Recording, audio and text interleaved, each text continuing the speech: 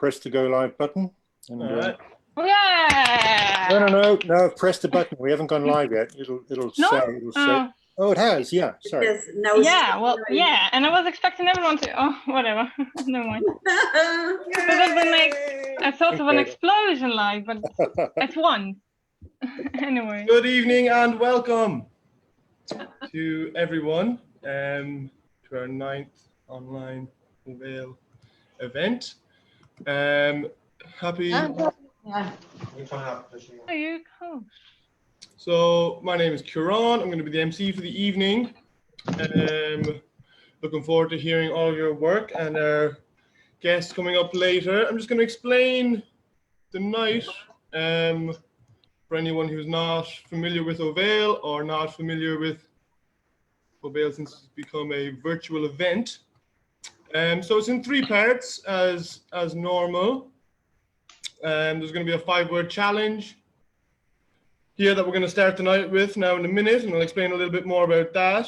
After the 5-word challenge, we're going to have our guest poets, and for a real treat there tonight, we have a dual performance where Nidhi, Zach, and Mícheál McCann are going to perform together, and then Ashley O'Neill is going to perform after that. And following the guest performances, we're going to have an open mic. So just to start us off, we are going to start into the 5-word challenge. So for anybody who's not familiar with this 5-word challenge, basically, we're going to come up with 5 words now from the audience, and the first 5 words that are typed into the chat box will be our 5 words.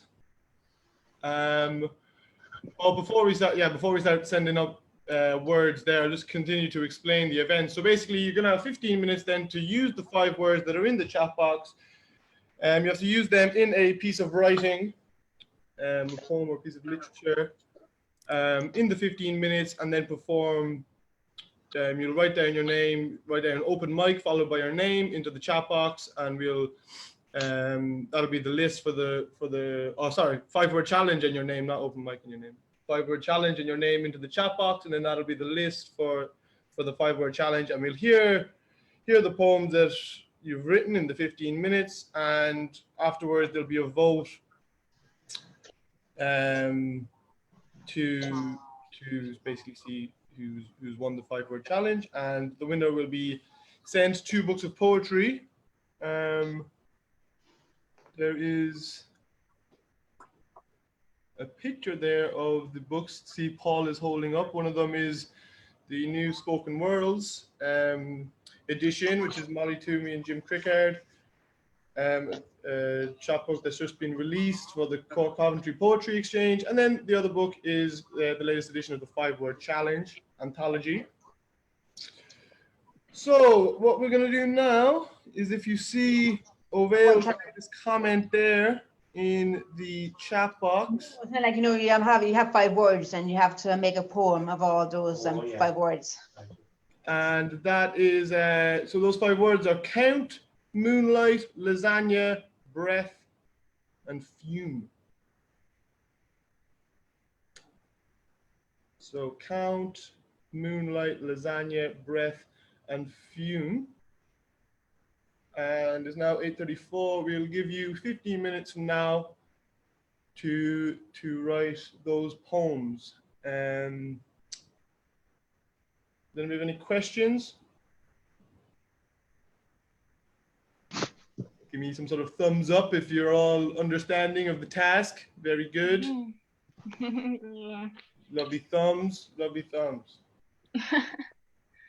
Thumb like in society.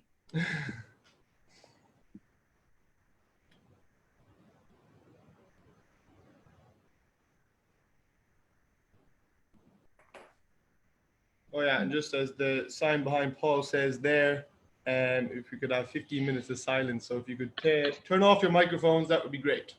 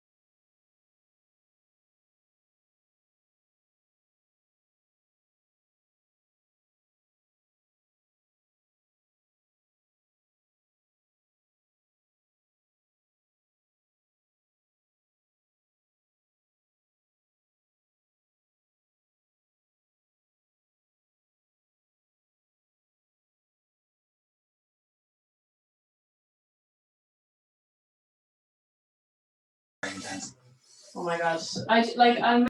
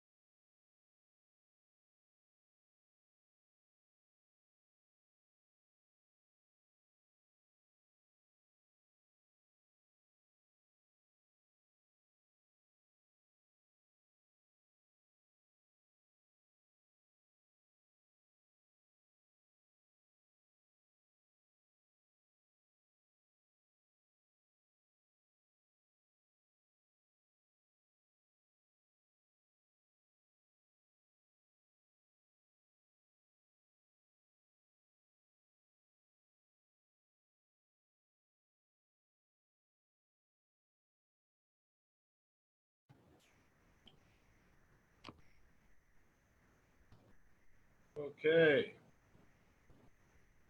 How did you all get on?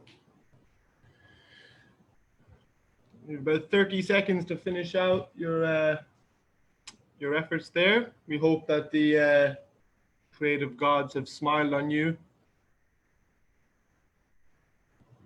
in the past 15 minutes.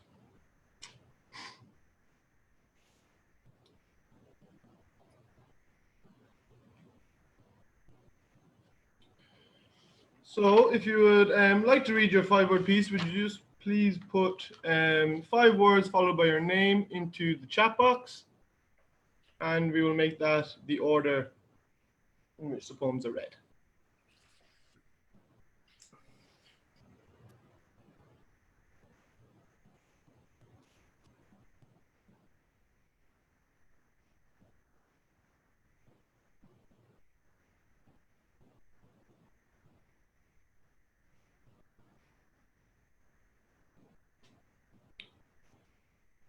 Very good.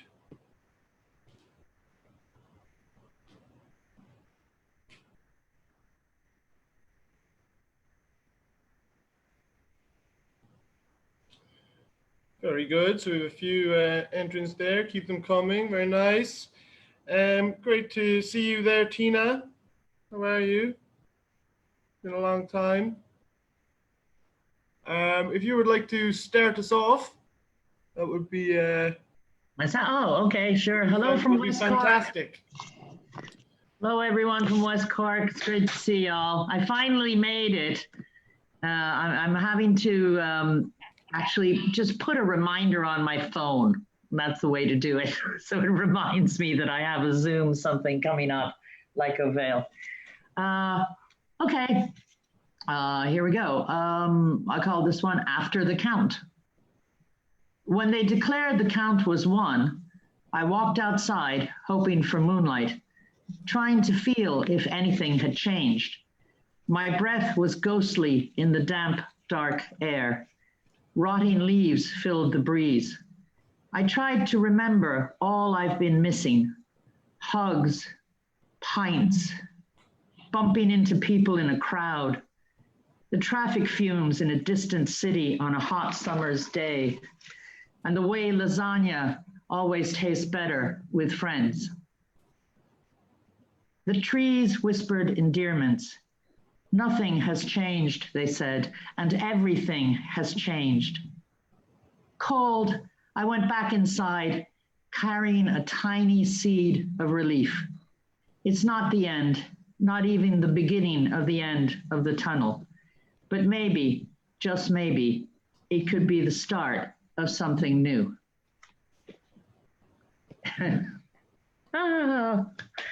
Haven't seen claps for such a long time. Thank you. Thanks a lot, Tina.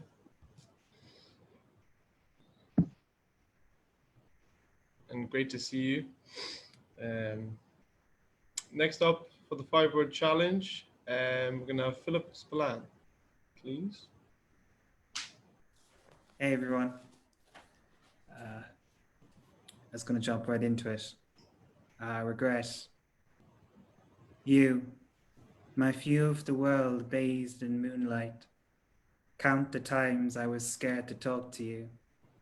I chose the time you were drunk on alcohol, buzzing in smoke and fumes, to tell you, I just think you're really cool. Her breath was sharp and low. Her lips were small, but she knew how to. It's fascinating how perfect faces can fit together. The arc of the nose slides to the right, then to the left, synced. Our lips joined. Count. We let go of each other and just laughed. My feelings, like the horizons of a lasagna, all burnt, sweet and spicy and stupid. Now ghosted, she bathed in moonlight, and she said to me, I'll tell my boyfriend I kissed a man from the moon, if only. Thanks for listening.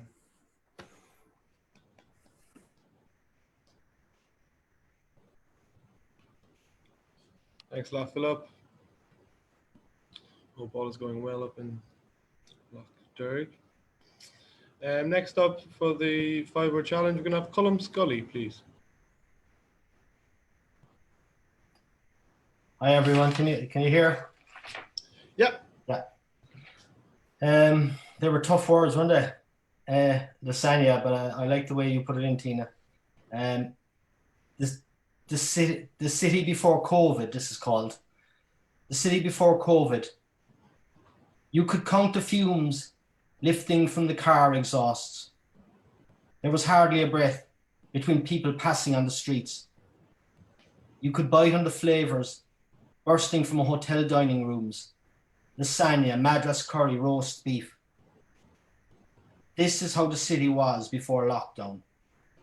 Now it sits hollow, like an empty milk crate. You can touch the silence. You can smell the moonlight.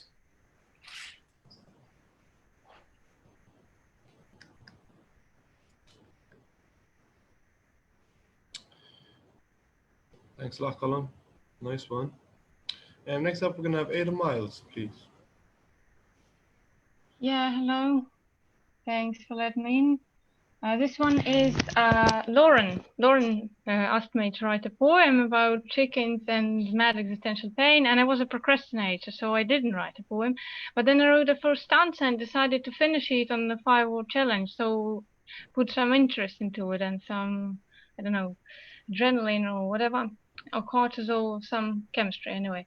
So I finished the poem, and here it is. It's called So Good. A farm.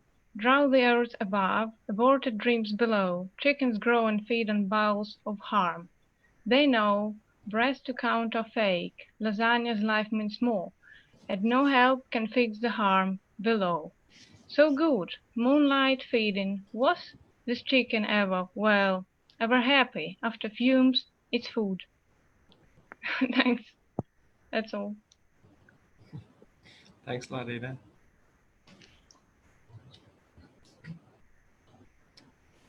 Next up for the 5 words, we're going to have Agostina, please. Hi, can you hear me? Yeah. Brilliant. As we count the stars under the moonlight, smelling your sweet breath next to me feels right. Inhaling the fume of your aftershave has me light. I know tonight, at least before the skies get bright, we will be laying in bed like lasagna sheets, and we might, if all is all right and you like the sight, and you feel quite the same as I do, maybe we might have a slight bite or two, and we'll finish up in the bathroom or the living room. You choose, my muse.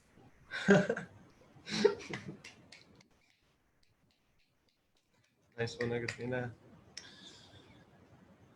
And next we'll have Lauren O'Donovan, please. Thank you. I've been working with sonnets, studying them for school. So I'm thinking in sonnets. My shopping lists are in sonnets, and yeah, you might have guessed it. This is a sonnet. So here we go. Recipe for a sonnet. If you wish to write sonnets like Shakespeare, you first need to pull random words from air. No, first you need a glass of wine or beer. Then your completely random words prepare. like lasagna or big balls, I mean bells, but avoid nouns like purple or orange. And make sure you count up the syllables, or you'll end up with nonsense junk like anti-disestablishment, Arianism, orange. Next, you must rest with thoughts contemporary, like does 14 lines rhyme with moonlight? And work a B till you're crazy, and fume posy till there's only one breath. But let's face it, no one here is Shakespeare, most of all me, this sonnet has made clear. Thanks. Thanks a lot, Lauren. And next we'll have Dan Johnson, please. Hi, everyone. Thanks, Kieran. This is called breath. Garlic breath, onion breath, morning breath, etc. How many kinds of unpleasantness can be fumed beyond the borders of a mouth? Said Saul Bellow, counting is a sadistic act. And yet I say, what about the pleasant breaths, the beautiful breaths, or at least the familiar in-betweens? At dinner and lasagna breath, the after-meal glow and family breath, the laughter and return of breath, or the simple cycling of oxygen during the night, the walking home, the moonlight breath. Thanks very much. Thanks a lot, Dan. Next, we're going to have Maura Stevens, please. Okay. Okay. Count the layers of anger, an emotional lasagna, tasted by moonlight spiced in the night, with fuming breath, flavored of relationships' death, feeds the raging hunger, and yet longed for satisfaction. The chemical reaction burns my tongue. You say we don't belong, but that's wrong. Betrayed, I flail and fail, swallow my pride, washing it down with the tears I've cried.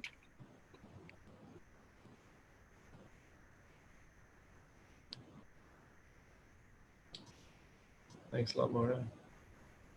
We're going to have Pam Campbell next. How are you, Pam? Okay. Moonlight sways the couple in its embrace. 1, 2, 3. 1, 2, 3. 1, 2, 3. The count of moon, man, and woman. Chill night made warm by breath laced close. This her first dance, this his last. Fume smoky finger slivers and slices, a warm lasagna, rising, layering, an ache of loss and love. Thank you, Pam. We're going to have Cedric next, please. So this one doesn't have a title, yet, at least. I switch off the news one more time today. I know I will get back to it with a morbid desire to know how many dead to this day from COVID or something less mundane, yet way more stupid. We lost count. The thought of it keeps me away, for now anyway. My stomach calls, the stores welcome, with cold air that I quickly warm and perfume with the ingredients that I chop up, still debating what they are to become. A soup, a lasagna, probably both. I pour them in, to each its pan, roast them all, one flavor perfume, raise into the air. I forgot the fan. I remember my mom in the kitchen telling me that I am a lantern in daylight when I cook. I finally understand what she meant. It wouldn't take a breath away, but it smells good. In these dark times, maybe I am as bright as moonlight. And the joy of cooking more than the food is one more way to play the death of the word away.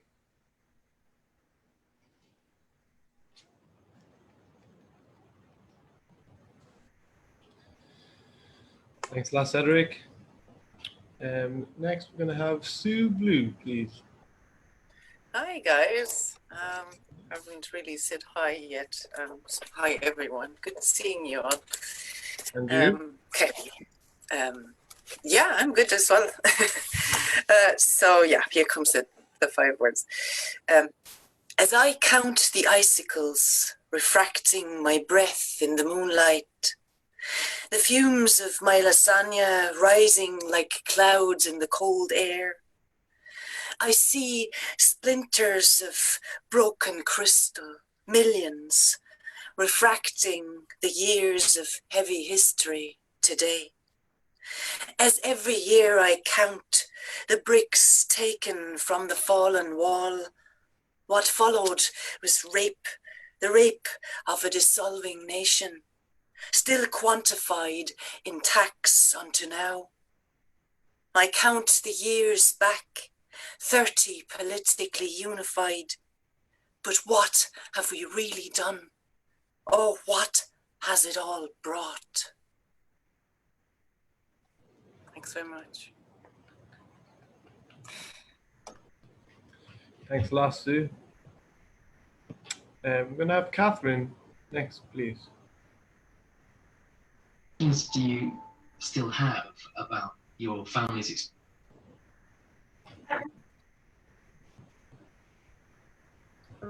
We're good to go? Yeah, can hear you there. Great. Feel invisible, uncomfortable, a wolf in shielding. I see your ring after. Count 10 shoulders smug. Happy family eat lasagna in the midday sun. Milk in the moonlight. There you are, hot breath, naked at the lake, as I am in purple fume.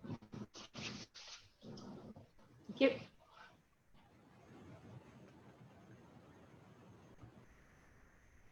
Thanks a lot. And we're going to have Cathal Holden next, please.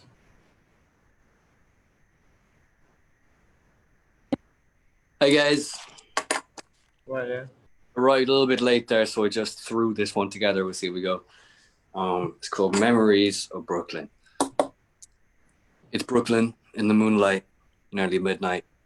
Your nonna smokes lasagna under streetlight. The fumes could give you second hand from 5th Street. Levitate you curlicues of ragu, basil pepper, crispy heaven cheese. Hold your breath like that. Hold it deep.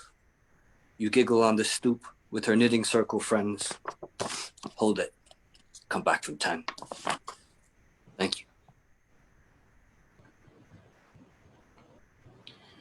Thanks a lot, Cathal.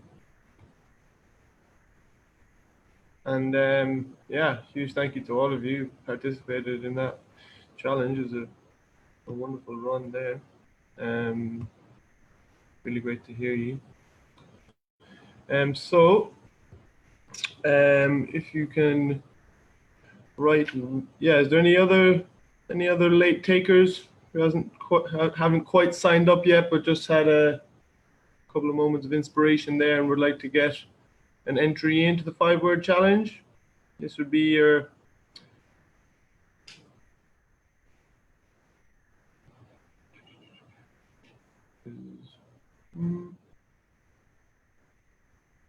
okay, very good. So what we're going to do is, if you Kieran. Yeah. Catherine Murray is waving at you there. Oh, I thought that was you, right? I thought that was you suggesting that she does it. Sorry. So Catherine, you have a 5-word challenge poem?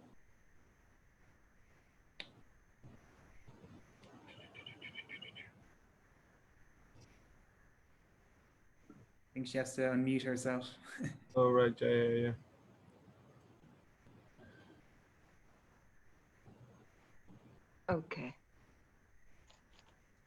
Okay.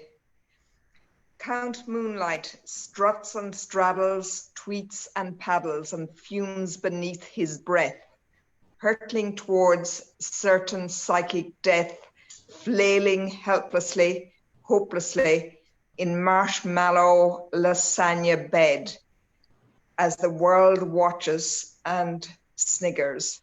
Ha ha.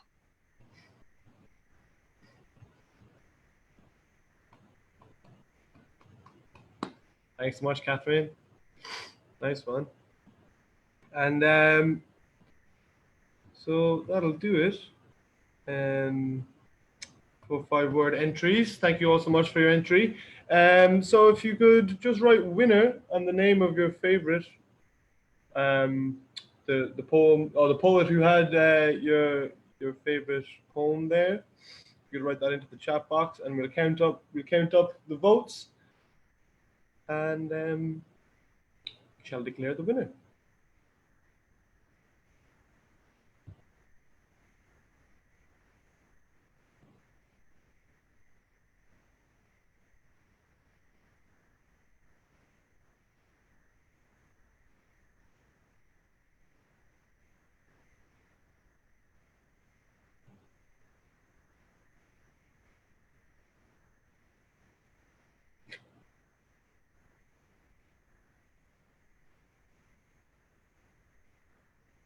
Just remind you, it's one person, one vote.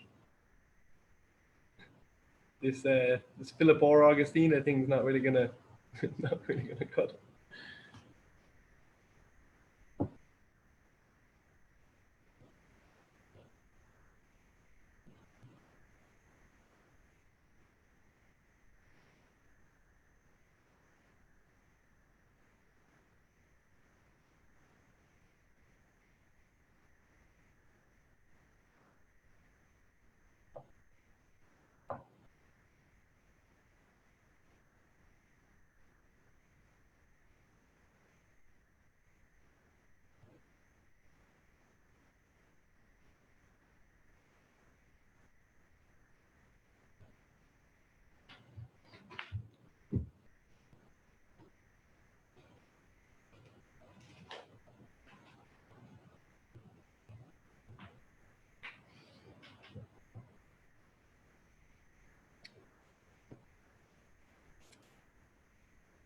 Very good. Has everybody cast their vote? Very good. So yeah, it was a tight race. A lot of good battle had there. But I am pleased to announce the winner is Augustina. So big round of applause, big virtual round of applause for Augustina.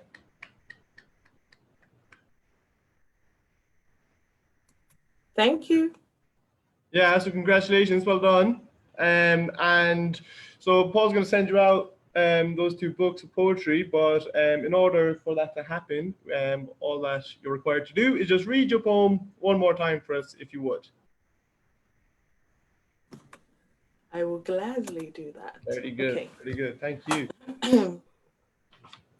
As we count the stars under the moonlight, smelling your sweet breath next to me feels right. Inhaling the fume of your aftershave has me light. I know tonight, at least before the skies get bright, we will be laying in bed like lasagna sheets, and we might, if all is all right and you like the sight and you feel quite the same as I do, maybe we might have a slight bite or 2, and we'll finish up in the bathroom or the living room. You choose, my muse.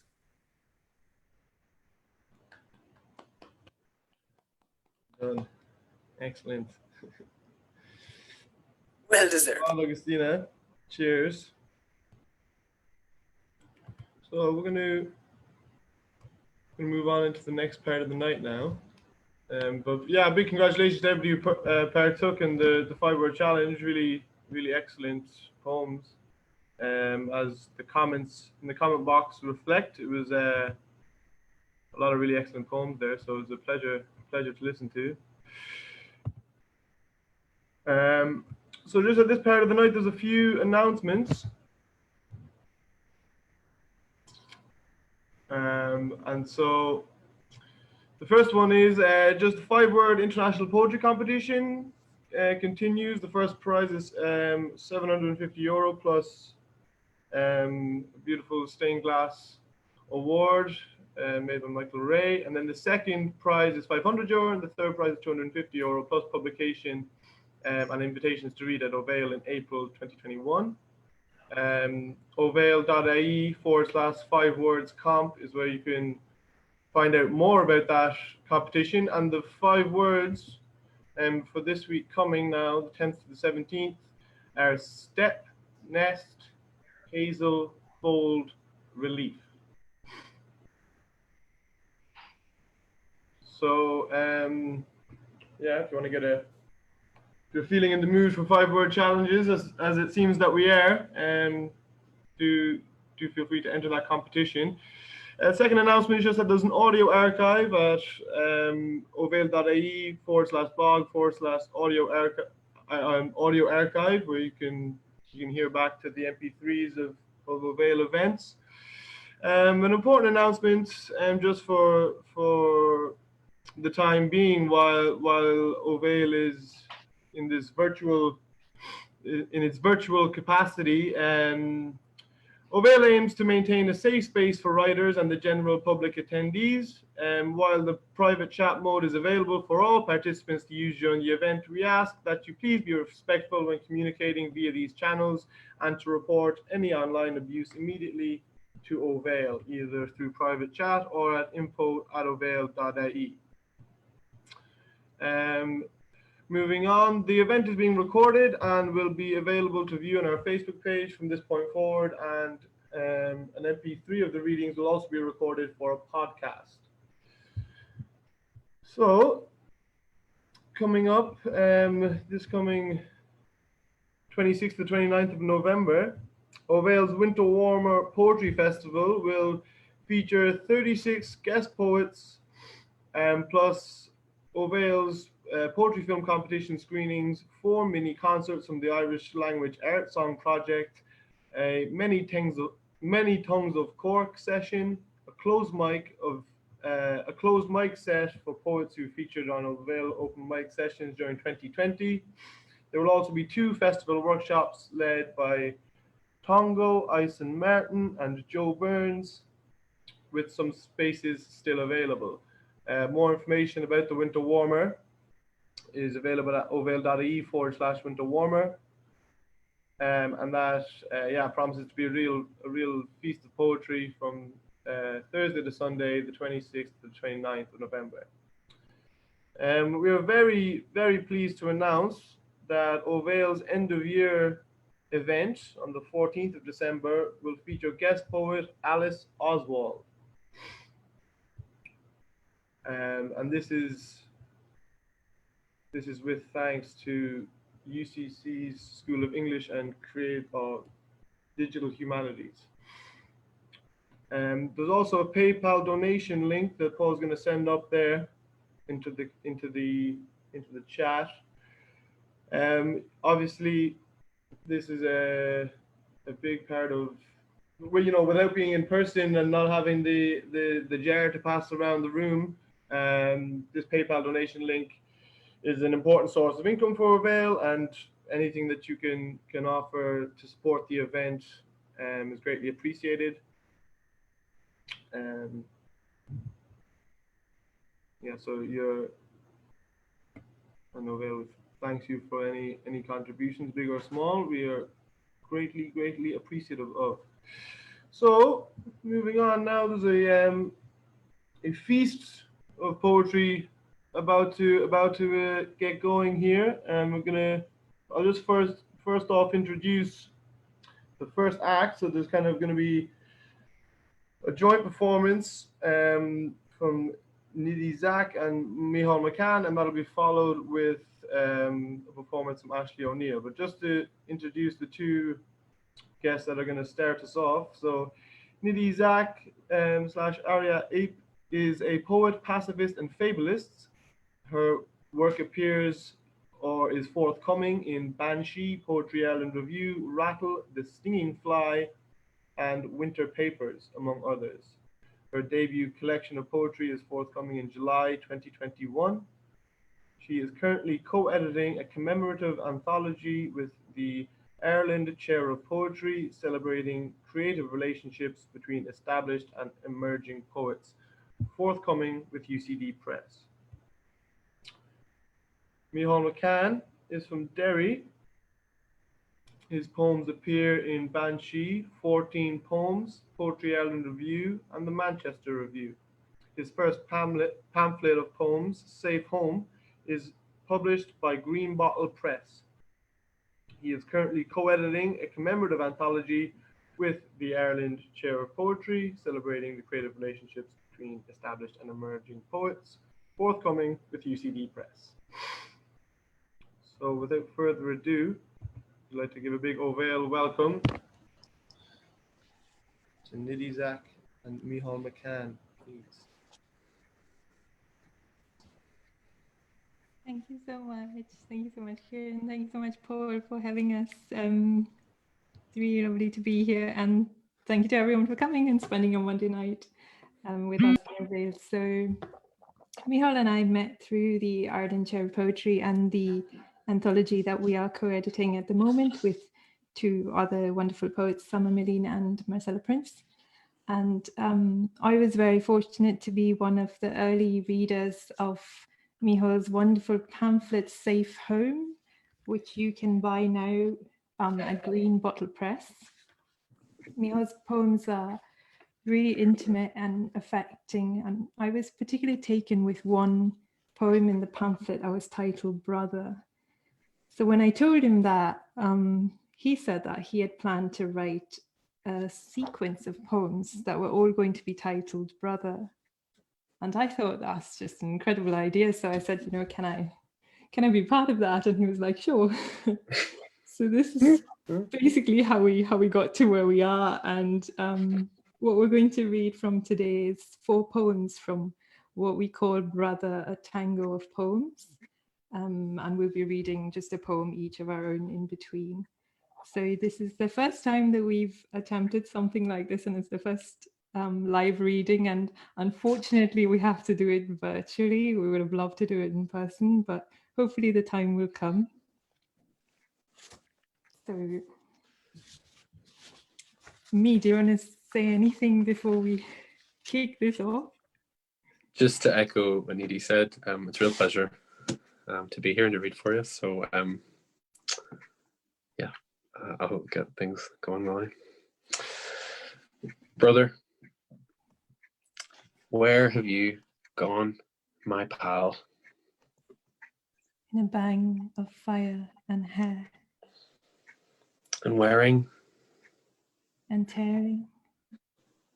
Your stare is playing hide and seek.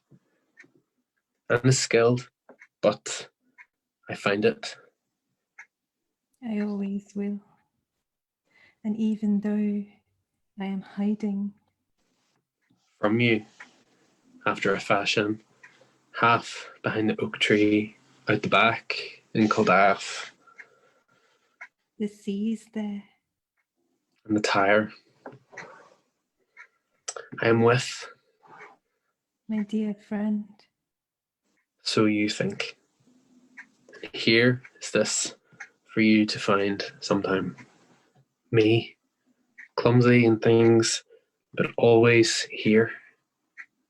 About even when I am not. Even when we leave. Even when we leave.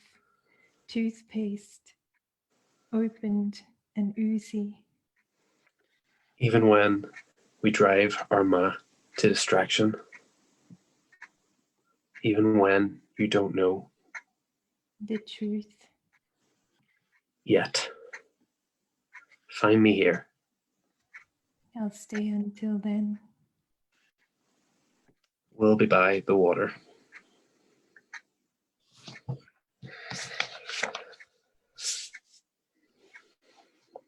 Brother.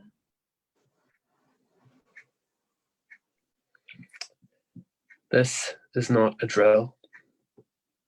My dad says. And he seemed pretty serious as he sent my brother and I out. Into the fluorescent bright aisles. Proper apocalypse preppers. And we made like we were raiding that capitalist establishment. for coal sacks. Water pumps.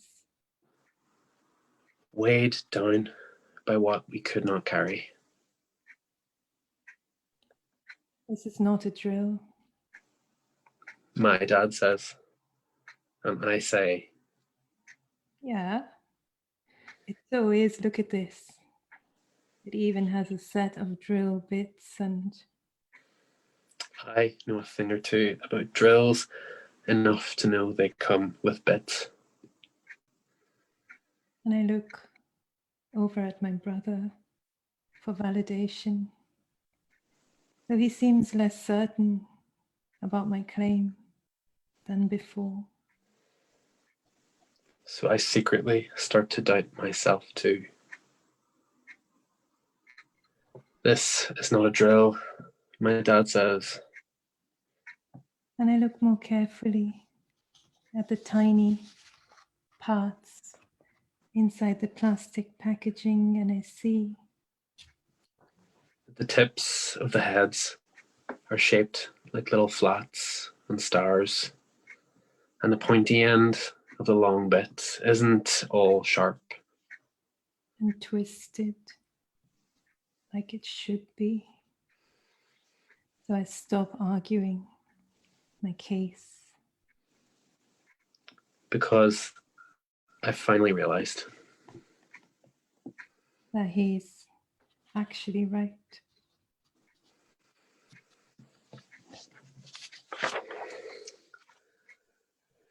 I admired Nidhi for the longest time because I think she has some incredible reading style. Everything feels like a revelation, so it's a pleasure to read with you. I'll just read a kind of not too long poem of my own, a duet. Sorry, someone commented I love that, a duet, that's a lovely idea. It's just a simple poem. The title runs on into the poem. All I'll say is Hilary Hahn, who's in the title, is an American violin soloist. And this poem is prospectively the first poem in the manuscript for my first full collection, but we'll see. Hilary Hahn is playing the Sibelius Concerto and has perhaps not imagined that a young boy fastidiously imitates her in the bathroom mirror, with the door locked and the whole world poised to give him its mind on the other side. He imagines. She is wearing a hand-sewn gown, and tassel earrings whirl while playing the octave climax of the movement. He pictures himself doing the same. His right arm articulates as his fingers flail, finding no purchase. His pocked skin is not the sore root of envy, more how she manages among 100 instruments. And her violin's sound still surfs the tide of concerted voices. Not the glamour or the beauty of it, oh, though, to be lauded like this soloist on her third encore, but to be alive and speak just audibly, without fear. He has learned how she closes her eyes at the end, as we all do, but he feels silly now, pretending to interpret. She walks off stage, off camera, where his daydream ends. The bathroom, quiet now, filling with morning. He unlocks the window and watches the day a while. What I'm trying to say is you taught me to sing.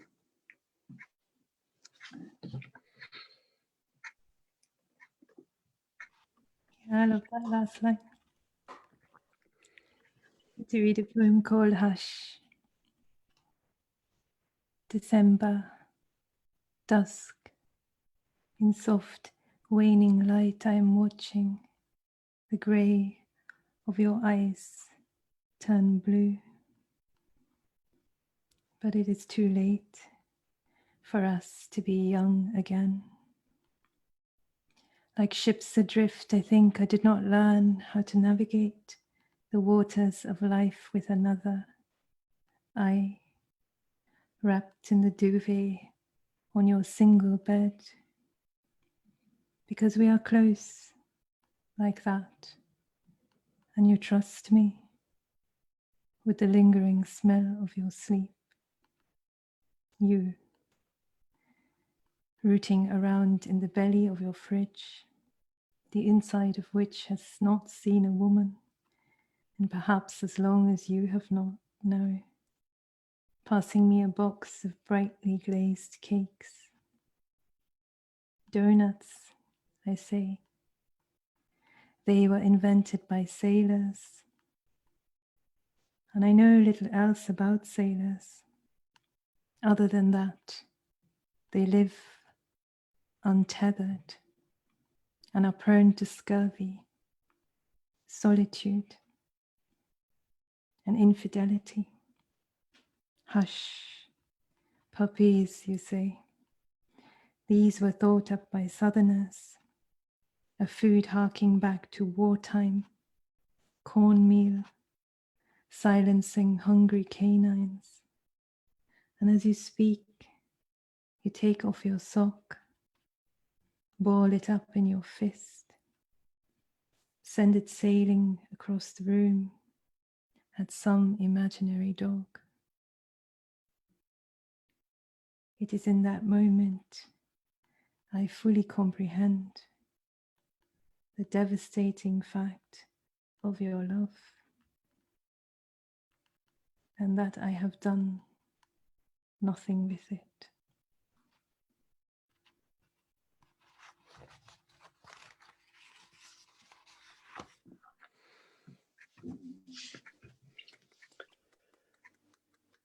Wow.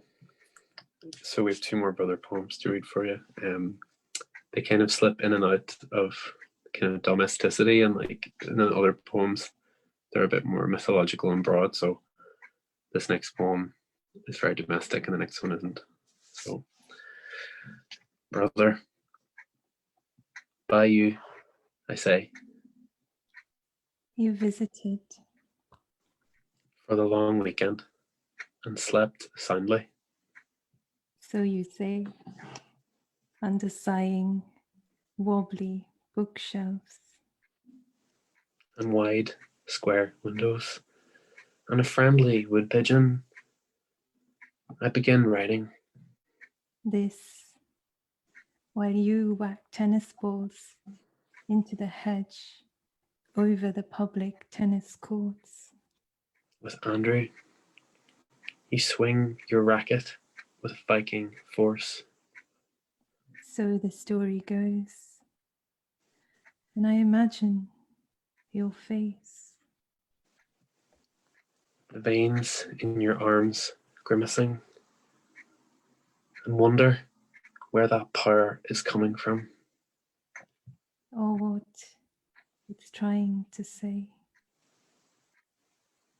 I've seen you hesitate. Lately, over photos hung here and there, the first time you see. What my full face smiling looks like. Or a photo of Nana you don't recognize. At first, or photos of Des, Gleaming in laminate. on a memorial card, how Presbyterian, Sinead said when she opened the box. And you think these framed, important people will never see this. Gold, dangerously plant-filled room where no hiding is allowed. Don't worry, handsome. Sure, if we're lucky, we'll hang in a dear friend's room. With 1,000-piece jigsaw somewhere, threatening their feet. And our dear friend will not really realize. Were there the way you didn't realize. I was at your shoulder at that wide brown graveside until I was. I was sorry. But we'll stop every few days lifting a book. From a weird place, or with laundry. Under their elbows and stare into the glass that frames us. God bless our home, you'd say. We'll never hear what our friend has to say, but hope it is positive. Or if they are cross, just a plaintive why. Isn't he right here? We'll be saying, home sweet home, oh yes. Having stepped over the threshold, we never thought we'd have to cross.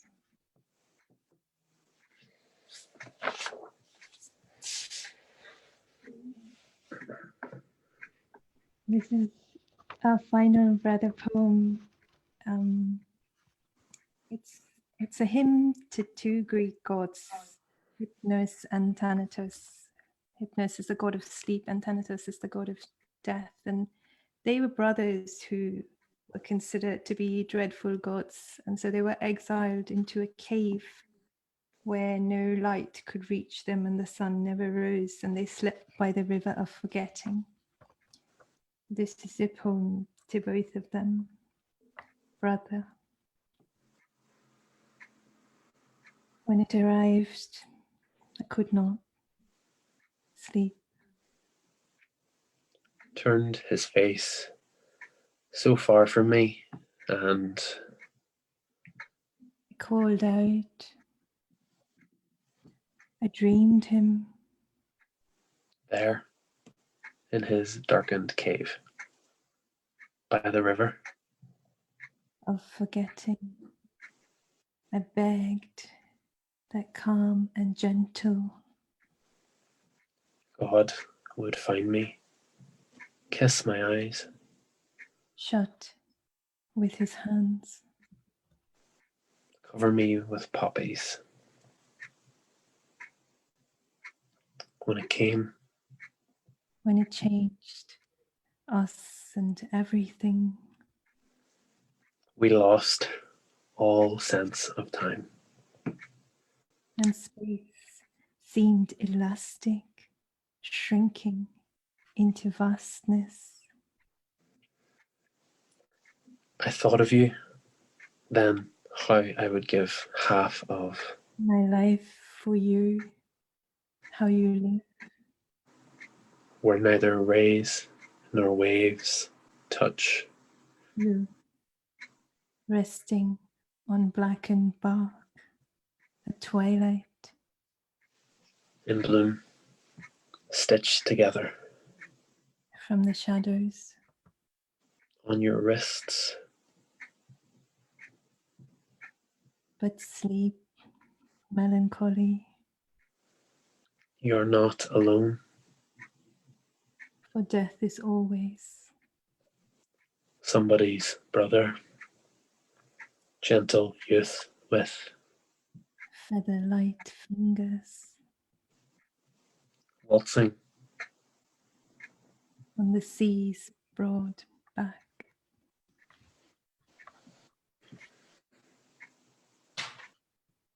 Thank you so much for listening. Thank you so much for being here, and thank you so much for all your lovely comments. It's really been such a pleasure to premiere this with all of you, and thank you so much for having us. Thank you so much. Thank you. What a beautiful and very delicate and atmospheric reading and performance. And congratulations on premiering it there. Yeah, absolutely beautiful. We get another virtual round of applause.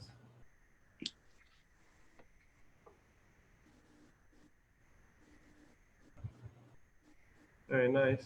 Yeah, if you can take a moment to breathe in that performance, and we're going to move on to the second half of the guest the guest poet slot, where we're going to hear from Ashley O'Neill.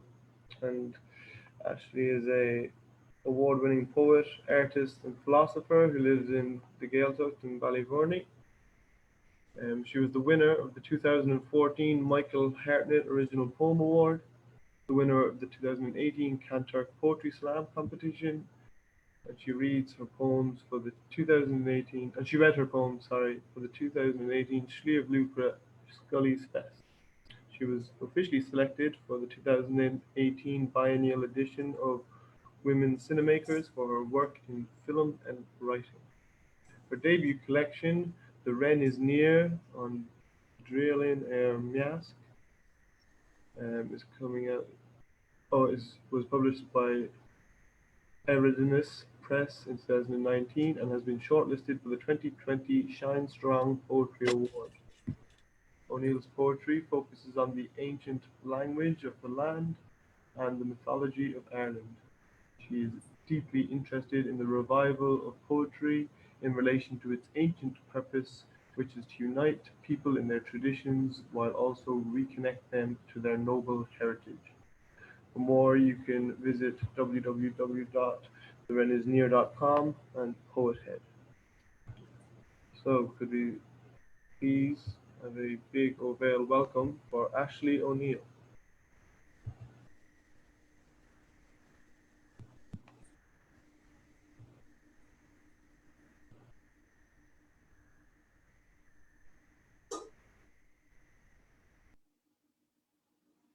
You need to unmute yourself. We can't hear you at all. Let's see. Can you hear me now?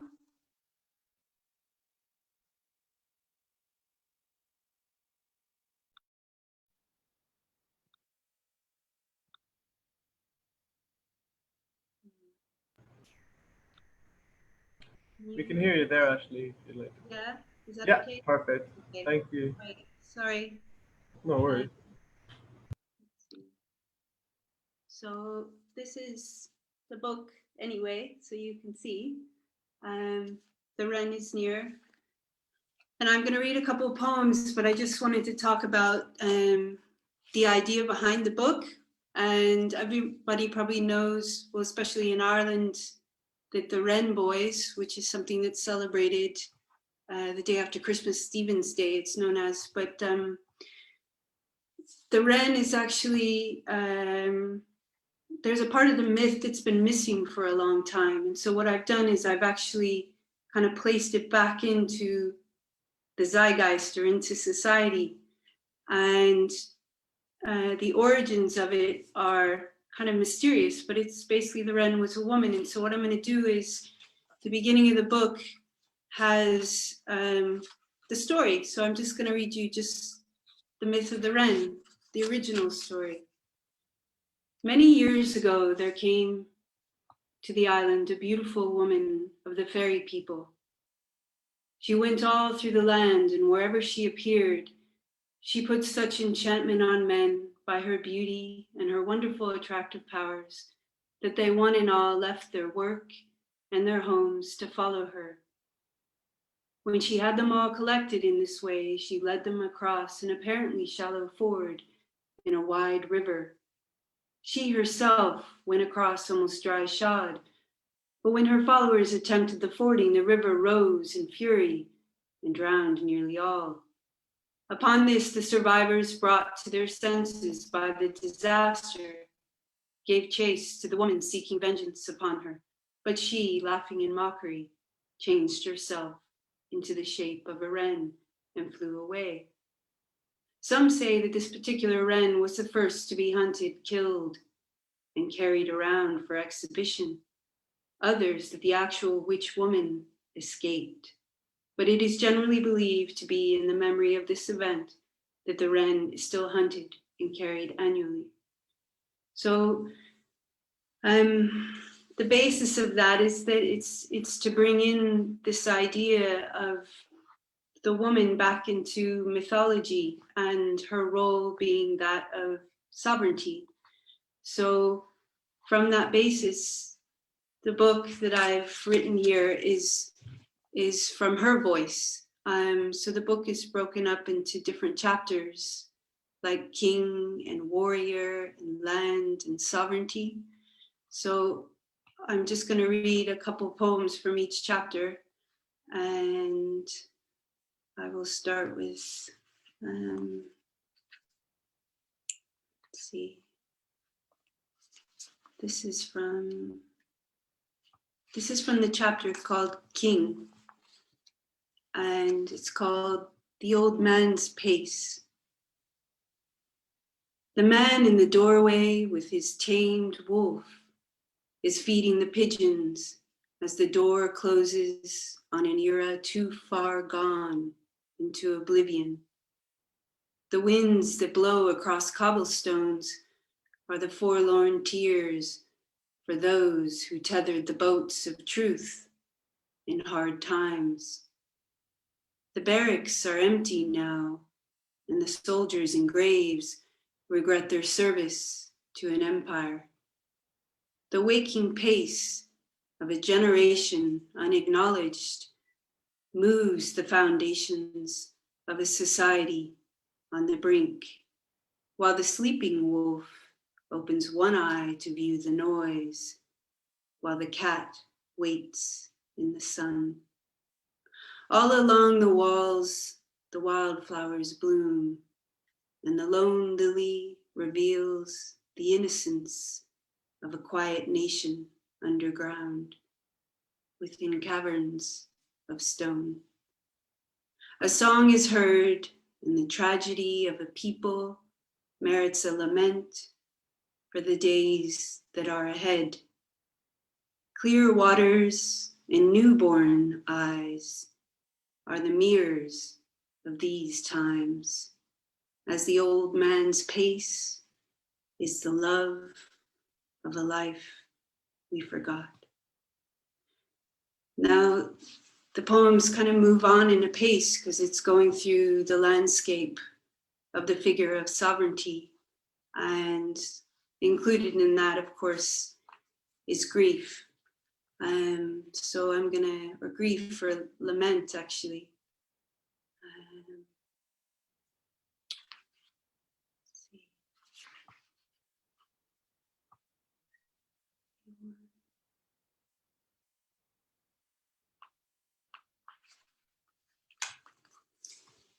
Okay, this is called The Blackbird's Lament. The blackbird is dancing in the yews next to the stone graves, and the oak looks on after years upon the honor that fell with her men. There is peace in places where wrong has been done. Reflection is within the arms of silence, and the birds are still singing laments so sweetly that tears come easy. Here upon stones are words sacrificed in blood.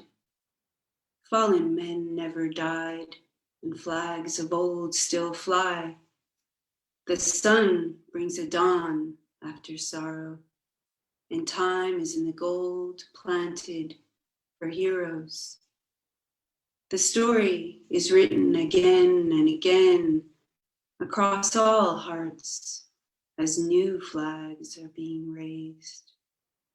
The pulse of the street has changed to a new anthem, and the queen in her cardboard throne is telling her secrets to the air. The lone bird of night is awakening the new rebels from their dreams. And fallen skies with shades of opal are the ghosts of the dead, singing lullabies to the children of the future. Stone words are turning to gold upon hearts that are crashing on shores of the West. The strings of the heart are now played by the men who wish to finish telling their tales. The call of the blackbird is sweetness for the lips of the truth tellers, and souls will be made upon the stark river that sings in a night without a moon. There will be blood, there will be song, there will be love, and there will be a cry in the forest for those who waited to sing again. Okay, let's see. Okay, I'm going to read this poem, and just to say a little background about how I've written some of these poems is I like to go out, be in nature, and wait for a line to come. And this particular poem happened, I guess, over a long period of time, but the line came, which the title of the poem is called Lily in the Ruins. And it's kind of a reference to Lilith, who is the woman who's the outsider, but it's also a reference to Cork and to Cork City and the things that have changed. It's also kind of related to all the changes that have gone on, particularly in Ireland, and things that are lost. So I guess I probably shouldn't say much and just read the poem. Lily in the Ruins. In the quiet she has grown. She was planted with gentle hands in the soils of ancestors' wakes. She was grown by way of the willow's dance. And this is how her story must be told. A garden, an island, and a storm. A hero's death, a lament unsung, a poem forgotten, a silence too heavy. Winds blow from the south, and the thread of the old rail line is long gone, but the trains still whistle. The lone elder who walks by night. A story, for a people too hard to bear, but carried as an emblem through ages past, grown again and again through trials unnamed, behind closed doors, within walls that cannot scream, in hearts that wish to breathe. Who is she that grows in the ruins? Who is she that wakes in the night? Who is she that abides the storm and stays stoic in war? Who is she that holds the child abandoned? Who is she that tills the soil that cannot grow food? Who is she that knocks on the workhouse door with the sound of a ghost? Let the whisper be heard. Let the wind on waters tell the tale of where nourishment comes from. Let the cold in the souls be a reminder of what was. As the leaves fall for another year, the crowds go to the side where the island of immortality resides. Who will tell the tale of the ruins when the city becomes a ghost? Who will tell the riddle for the rose? And who will plant the lily when the rusted gate creaks no longer? The wolf with his steel eyes comes calling, and the deer wander across waters of old to return to the land above. The gentle speaking of trees embraces all the children, all the ones who could not tell their tale. Too fast, too young, too far away. Come home, says the lily to the heron's call. Come home to the island where light returns to the ruins, as the lily grows with the wind's embrace and the people's sorrow.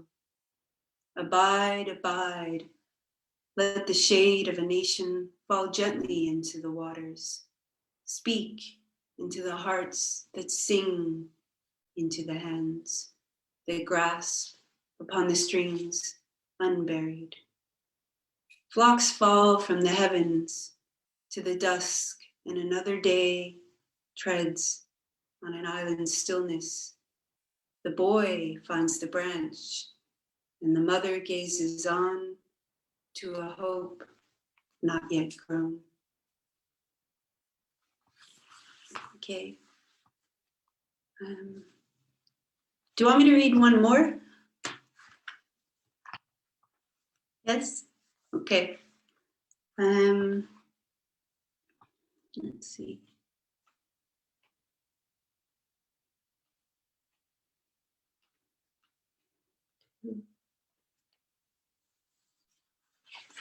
So this one is from the last chapter in the book, which is called Sovereignty. And it's called Truth's Passage. The grasses have quieted, and the cat's prowl has lost its dance. The foreign accent is all but disappeared, and the fade of colonization's stroke has placed its last arrow before the altar of the shining blue-eyed men. Eyes looking down for centuries look deep within, and humility's face is beside the widow with her newfound tears. How does sweetness come to these shores when the ancient dog does not wait for its call? The forest fall is set upon soils of old kings, and the chalice of the queen has been cracked for the lips of future princes. Sorrow leaves the heavens, and the poet's house remains unvisited while the crow waits. Mountains of lapis straighten stillness, and the broken currach sings the tides that will not return. Beyond the nest of the magpie's treasure, a silver dove lies on an island uninhabited.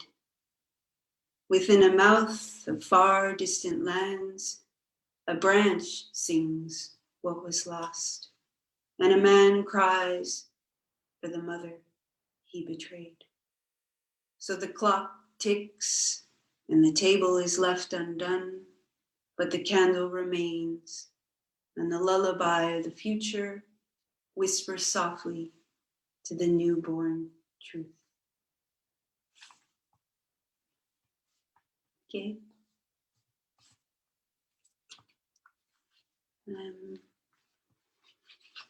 So thank you for listening. I don't know what else to say. Mila Margaret, Ashley. Thank you. Absolutely beautiful. Mesmeric. Yeah, what a treat. What an absolute treat. Can we give one more big thank you to Ashley O'Neill for reading. Woo, woo, woo, woo, woo! And also That was beautiful. Another big thank you for Nidhi, Zach, and Mícheál McCann. And yeah, let's just, I suppose, take a minute for yourself to breathe in all that work and all those beautiful poems. And yeah, we'll continue.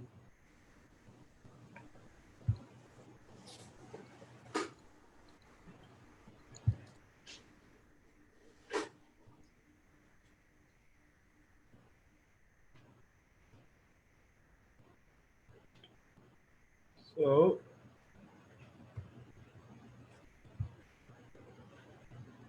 we're going to continue on with the third part of our evening, which is the open mic. I'm very much looking forward to hearing all your work on the open mic. So if you do have a poem you would like to perform, you can just put open mic and your name in the chat box. And the order in which they come in is the order in which they'll be read out. So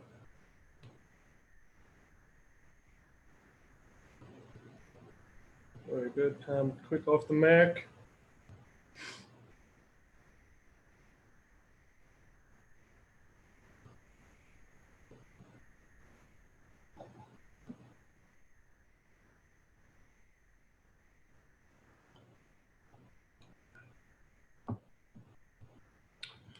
Okay, very good. Some entrance there.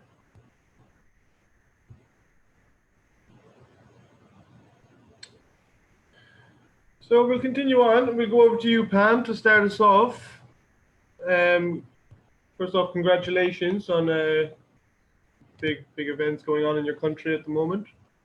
Thank you. Thank you. Yeah, the words that were read tonight, I just wish I could breathe them out to our country. They're just healing. Thank you. All right, ready? Okay. Go for it. We do not speak of these things. Hush, hush. We do not speak of these things. Blessed are the meek who suffer these things. Bird stills. Sentient cyclone breathes, sucks air, splits sound, sees these things. Big flays smalls young flesh, wielding switch, sprung shame from these things. Bird plummets, cracked ribs, clipped wings, song decays, stained pall shrouds these things. Bird stutters, light penetrates, refracts, reflects the weight of these things.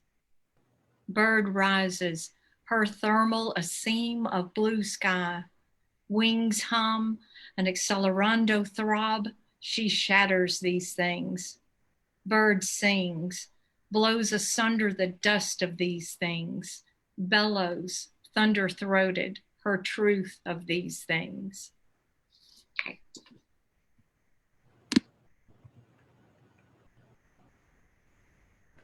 Thanks a lot, Pam. Thank you. And then next up to the open mic, we're going to have Ada Miles, please. Thank you. I'm going to do a bit of self-advertising first. There's a book that came out by me. It's for free, and I'll just paste a link there. And I'm going to do 2 very short poems from it. The first poem is just about art, and the second I will do in a very weird voice. I will explain where that weird voice comes from. And I would like you to get then who it is addressed to, because it is addressed to a very particular person who annoys me with them. Well, I'll come to that a bit later. The first poem is about the moon. There was the word moonlight in the 5 words earlier on, so moon. They don't have titles, it's just when they say moon, I scream for the artist Munch, for the letters scream. And you can go on like this for all the rest of the evening. It's very meditative. And the second one, the one addressed to somebody, it's an angry poem, and I prefer to do it in a voice that comes when I come to heave a sigh, but then I realize I don't want to heave a sigh because I'm too tired for that. And then you try, and then you breathe out very slowly, but through that same position of yourself as when you try to heave a sigh, and it comes like,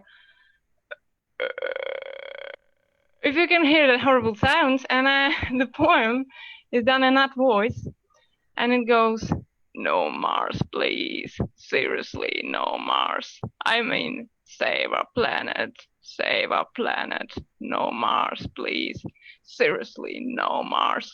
And who the fuck am I showing a V sign to is what I want you to tell me now. Who's the person?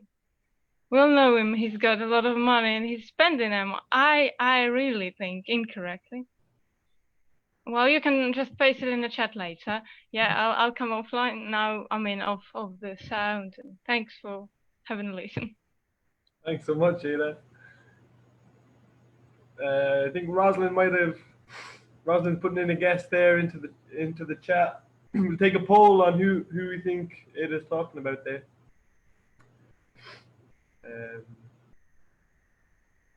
But yeah, thank you very much for your reading. Next up to the open mic, we're going to have Colm Scully, please. Thanks. Can you hear me? Yeah.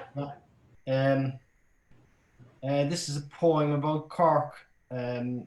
So it's I know there's a lot of people from all around the world on the meeting tonight, but this is on Monday the 1st of November was the 100th anniversary of Terence McSweeney's funeral. So he was a Lord Mayor in Cork 100 years ago during when Ireland was fighting Britain for freedom, and he was arrested as a Lord Mayor in 1920, and he went on hunger strike, and he was brought over to London, and he was on hunger strike in Brixton prison for 74 days before he died. So this is a poem about that.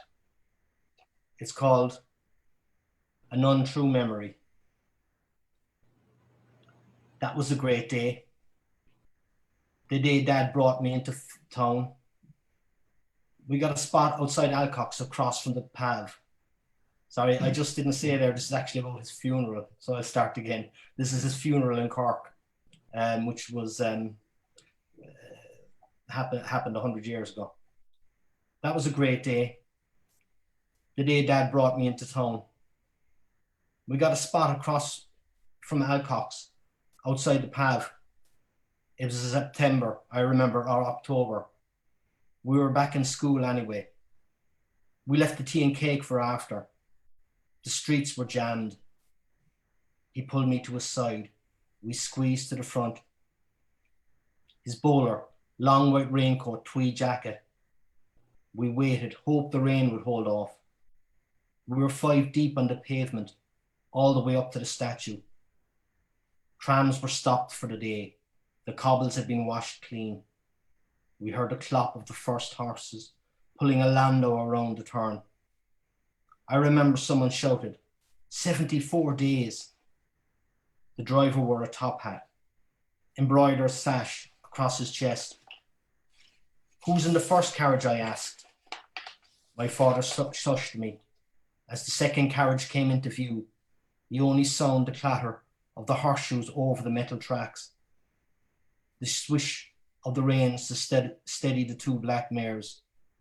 There were flowers everywhere, climbing and crowning the second coach, and 2 lines of men with caps marched slowly each side of the cortege. Each had a wreath in his arms. And the hatless men walking by the side of the coffin. Every so often one of them stepped out and was replaced. Were they his comrades, his brothers, or friends? Then there was a third brougham, and a fourth and a fifth, carrying the top brass from the corporation and church, with 2 riders on each carriage, gold-buttoned, top-hatted. They must have used all the city's undertakers, my father whispered. It took a full hour before the funeral passed and the crowd dispersed. The Pav was full. We went to O'Brien's instead. My father smoked a cigar and chatted about the future to some men. I had a lemonade and a cream custard slice. I remember thinking to myself as I sat eating and listening, how could a man survive that long without food? 74 days. We had to walk as far as Douglas Mills. We were picked up by my uncle in his pony and trap. The day off school, my younger brothers at home, me allowed go because I was 10. Thanks.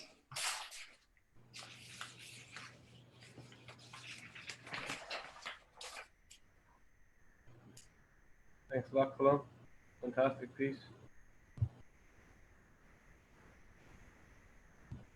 Very significant character in Irish history, Cork history. Moving on now, we're going to have Massimo. If you're there, we'll have Massimo up to the open mic next. Hey, nice to be here. Thanks for having me again. Always an honor to be here. Pleasure.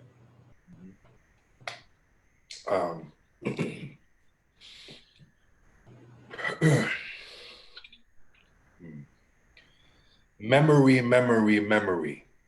Mirror behind me that I hold ahead of me. Memory, memory, memory. If I should ever forget, please remember me. Memory, memory, memory. Better than anyone's reference will ever be. Better than any gift lent to me are the real memories I still have left in me. Read a map that tells of the seas, but maps can't tell how it felt in the breeze. I could paint flowers or tell you about trees, but only your nose knows the smell of their leaves. Words in a book on the birds and the bees can't sting you or sing a bird song's keys. Prayers I am taught to recite on my knees sound different when crying in the dark, help me please. They say life's a dream for the waking up, but my reality is too real to make it up. Even memories of deep pain, I save them up, just for those who say this is fake to shut their faces up. I don't mean to be disrespectful, but sometimes irreverence is reverential, because you can't turn my temple to a prison that is mental, because I know what it's like to bang my head on real metal. Memory, memory, memory. I feel this physical body so tenderly. Memory, memory, memory. Every step I ever took still connects to me. Memory, memory, memory. Every face I've ever seen, I reflect through me. Better than any gift lent to me are the real memories I still have left in me. Because I know what it's like to be happy, to play hard, cry hard, and love madly. To do it up, do it well, then do badly.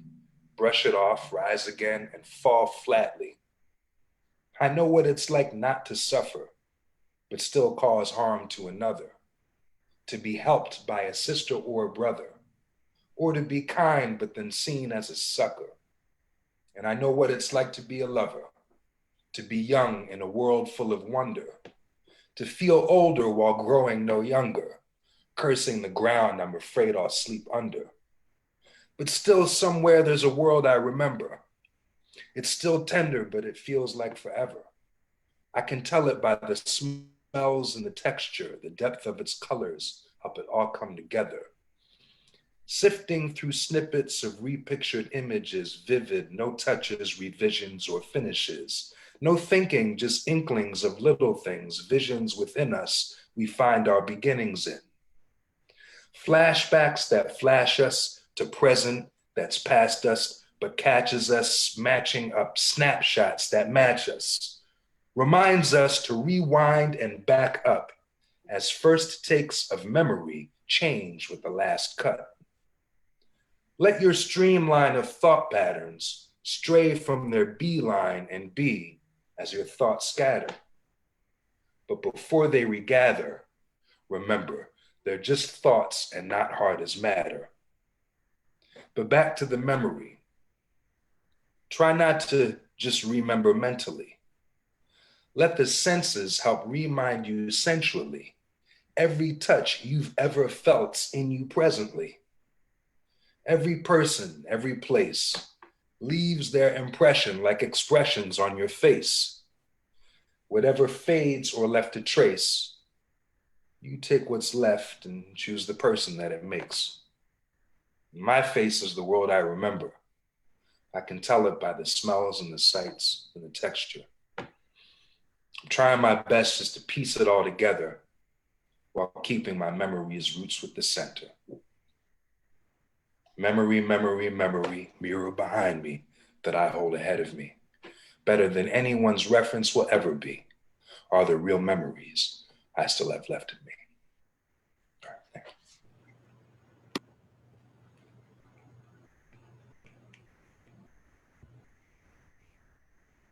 Nice one, Massimo.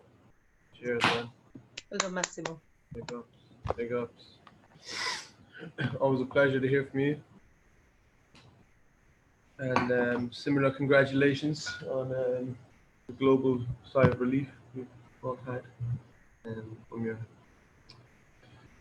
recent events over that side of the pond. Next up to the open mic, we're going to have Paul Rabinowitz. Hope I pronounced that right, Paul. Sorry if I haven't. That's quite all right. And yes, you did. And thank you for having me. And yes, we are breathing big sighs of relief, because when we went to bed Tuesday night, we thought we'd have another 4 years. But things have changed. And this piece, I'm going to read 2 short pieces. I'm reading from New Jersey, which is to the left of New York, those of you who are familiar. And this piece was published this morning. I just got word from Bangalore Literary Journal in India. And it's a wonderful thing because our Vice President-elect, Kamala Harris, is part Indian and part African American, and it's a beautiful thing. So this is for her.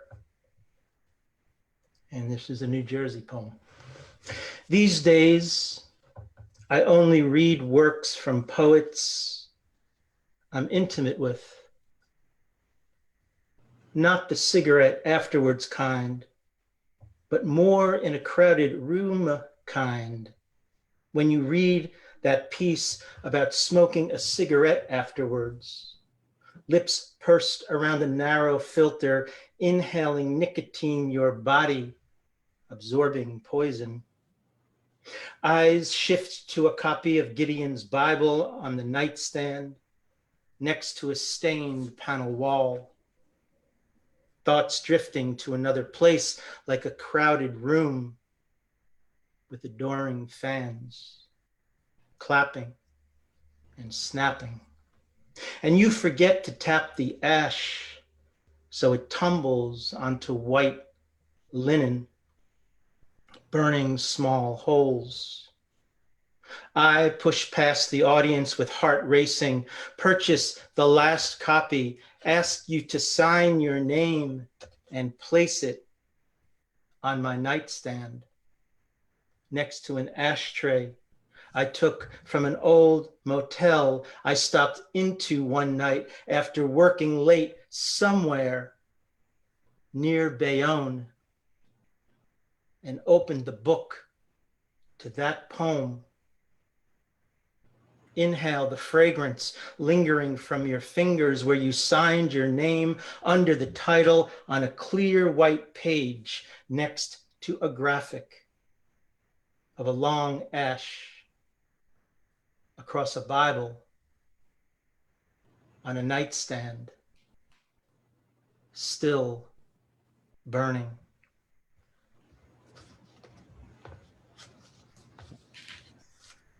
And then, thank you. And my last little poem goes out to my grandfather, who was an immigrant to the United States from Romania and didn't have time to do much except to work. And this is called Citrus Honey Cake. I don't have a fancy name or moniker. No one calls me Spirit Child. Only what my father gave me and what his father gave him. Once I asked my grandfather if he ever listened to Brian Wilson's arrangements on Pet Sounds, Watch the Setting Sun from a Sandy Beach. Only a rich man has time for that, he said. But recall a story he told my father about a customer who sang in the nightclub across from his tailor shop. The way her voice transported him to springtime in the old country. Wished he had the words to tell her all this in English. Instead, he offered her a cup of fresh brewed Romanian coffee and cut an extra large slice of citrus honey cake he made from scratch. Thank you.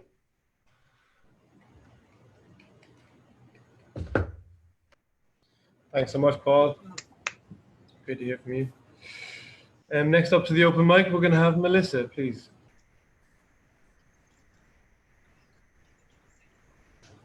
So, thank you for having me. Hey, everyone. I'm going to read a poem. It belongs to my first published book from 2016. It's the English version of this poem. So it's called In the Eyes of a Man. I've seen desire steer the waters from the depths of mud, entangle its offerings as tongues from the sea in the eyes of a man. It seemed bereft and strongly resembled me as I have seen my own smile on the plate glass of a mirror nailed to the wall in a photograph taken within a dream. I've seen desire wear my rawhide, thrown over the shoulders while he undressed me, and rearranged the features of all the women who had been there before me. I've seen it stretch the ligaments of night until disjointing the crippled embrace on the unmade bed and praying on its knees, take to its mouth a rosary of sperm. I could never make the kiss fit within the kiss, the ocean fit within the billow. I went back to his lips more fiercely every sunset to break them and heal, to return. I've seen desire in the eyes of a man, a flame like the insect that crushed by light feels bursting in its gut a molecule of blood. Thank you.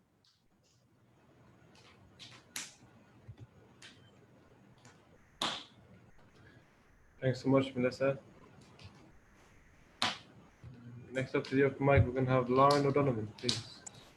Hello, thank you very much.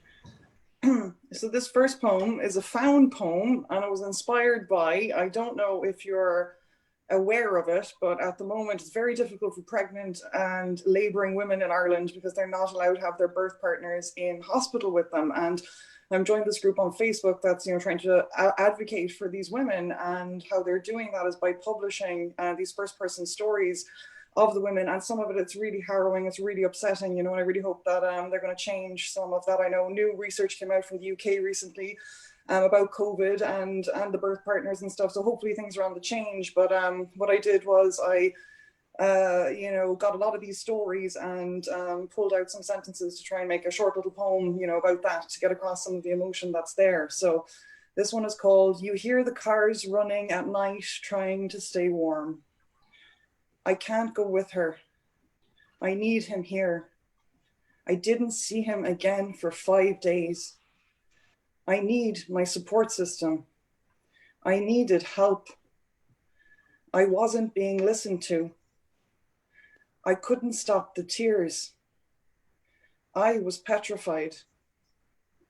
I would sit and cry in the bed. I received no help. I cried all the way home. I still cry every day. I still have flashbacks and nightmares. I don't think I'll ever move past this. I lay in blood-stained sheets for 2 days. I'll never forget it. And each one of those lines was, from a different woman's story. It wasn't, from one, just gives you a little snapshot of, some of the horror going on there. And there was much more, but it worked better, you know, as a shorter poem. So there you go, that's that one. And to do a complete 360, I thought I'd do some funny stuff. So here's a sonnet called Sapophilia. And that is when you are romantically attracted to intelligence. So a lot of the poets here might relate to being sapophiles. So here we go. We sit in the oversized workshop room. Plastic desks littered with blood-splattered prints. Analyzing my mediocre poem. Politeness keeps honesty in restraints. Before the next session, your soul arrives, softly named, but fierce of voice and form. Blood-thumping births a storm of butterflies. My mind is eggs, your words are fertile sperm. I wear a ring, but I would risk romance. Shame myself and melt my sense like butter. I'd whisper you of love if given chance. In perfect iambic pentameter. Alas, we must live in different worlds, but no matter, I can make love with words. And then just to finish it up, just a funny poem. I hope it's not offensive to anybody, but it is a parody of a famous number by William Carlos Williams. This is just to say, and if you don't know the poem, it's a very short poem that reads like a note on the fridge to someone. Basically, he's talking about plums that he's ate and he's sorry that he ate them, but they're delicious. So here's the parody of that for a bit of fun. This is just to say, after William Carlos Williams. I have taken your cream from the bowl in the fridge, and which you no doubt had some plan for. I'm not sorry, the dog licked it off my feet and genitals. Thank you very much.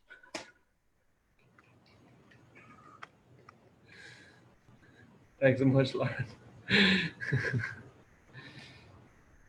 Great stuff. Next to the open mic, we're going to have Cathal Holden, please. You're there. How are you, Cathal?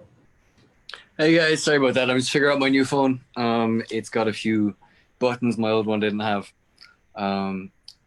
So actually, I'm going to start off with, dare I say, similar to your last piece there. It's brief. I got two real brief poems. It's also a William Carlos Williams.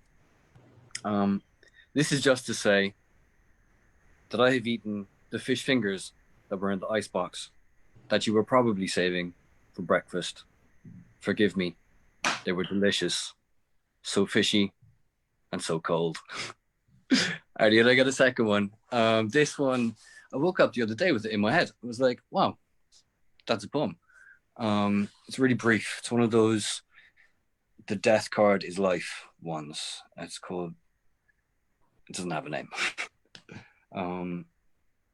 The phoenix is as dark as death, as dark and cold and dead as ash, dark as the night from which he came, as gone beyond the light as black. Thank you. Cheers, guys. Thanks so much, Cathal. Nice one.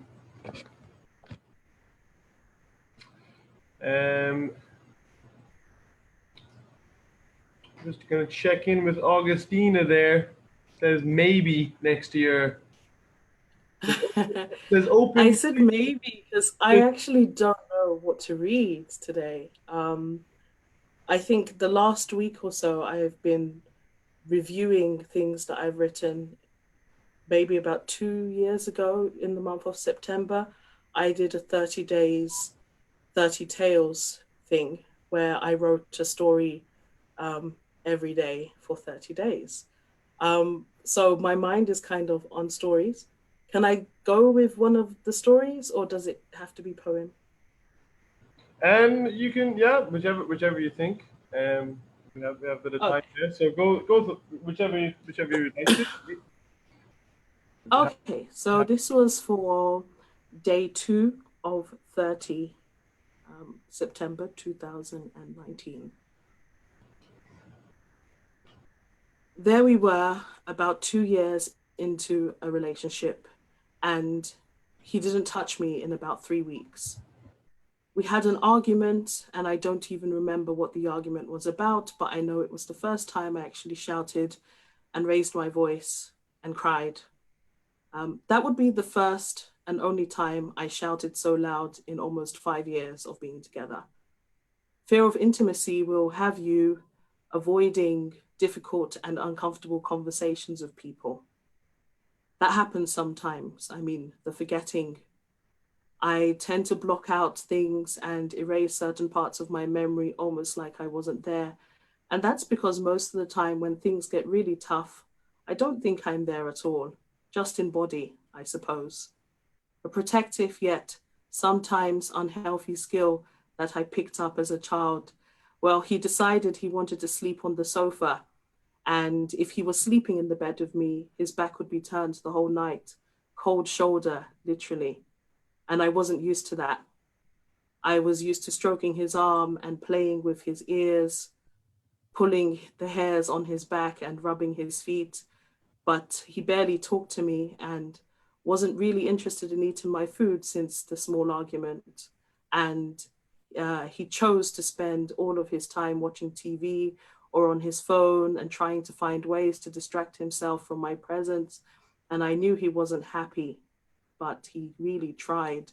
And I wasn't happy, and I really tried. We tried for almost 5 years. There were times where things were really great and went well, but in the end, at some point, you have to respect yourself and respect your heart and respect your dreams and your ambitions and you and your soul. At this point was when I realized that we don't actually love each other. I mean, he told me, he was honest. We were in the living room that day and eventually decided to have a discussion about everything that was going on because we were both really unhappy. He said, "I just don't love you." Now, that was painful, very painful. It felt like I just drank a hot cup of bubbling oil and my throat and chest had been fried from the inside and left third-degree burns all the way through. That kind of painful. I mean, I left and I went to Ireland with him and for him, left everything behind. And to hear that all of that was just because we could and not for love, and realizing when he said he just doesn't love me, that I didn't really know what love meant or is, or did I ever? But I thought I knew that I loved him and he loved me. But as I scanned myself and acknowledged that it was not in the way couples are apparently supposed to love each other, it was painful because it was the truth that I didn't want to accept. Anyway, it resulted in the remainder of our relationship almost like me begging him to love me the way I want to be loved, and him wanting me to be the kind of person that he wants to love, and me trying to be that person and him trying to be my person, and both of us being very exhausted because it wasn't authentic, it wasn't effortless, it wasn't easy, it wasn't so-called love. Well, it was love, but not the love that we wanted from each other. I loved him like a brother, and I think he loved me more like a sister. But you don't fuck siblings.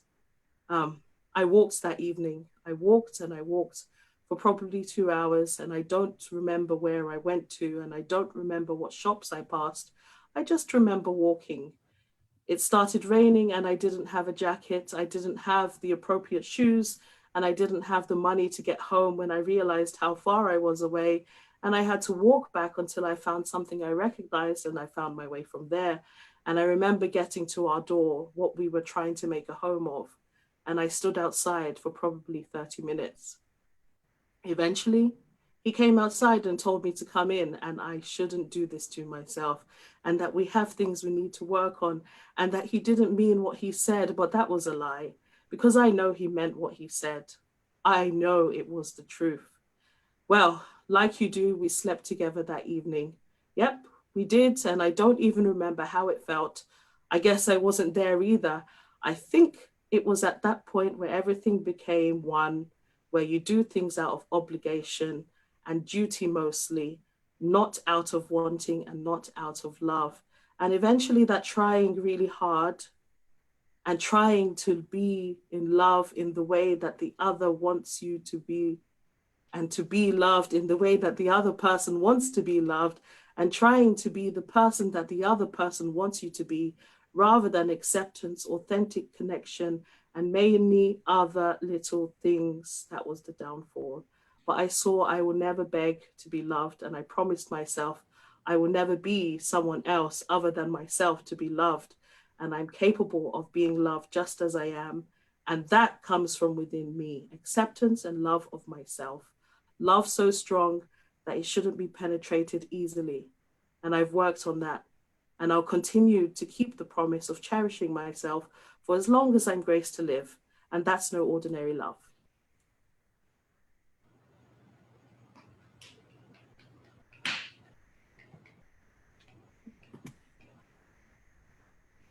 Yes, thank you, Agustina. And then congratulations on your 5-word challenge poem victory as well. Next up to the open mic, we're going to have Cedric.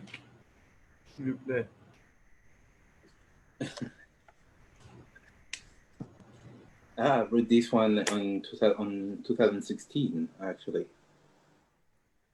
That's way back. It's called Pitch Black. How do you expect to be seen when you are cloaked in darkness? You need to carry your light through the labyrinth of life. Accept that the others, blind until it's too late, will bump into you, make bruises that remain hidden by your very nature. You all walk through the many nights till you see the dawn, then start a new strife. Strange ballads of existences in human fate, testing everything that makes you dig, bring out the best and worst you can nurture. It will only matter how thick is your leather. There is no white and black after dark. Only those who stand after a fight. If you still have your heart, lower your knife. Be a beacon. Do not be ashamed to bake the good in others, to feed and grow it and yourself until you mature. Until you rise and turn so bright, the night is no more. So bright, there is nothing to fight for. So bright, they realize neither black nor white is a color.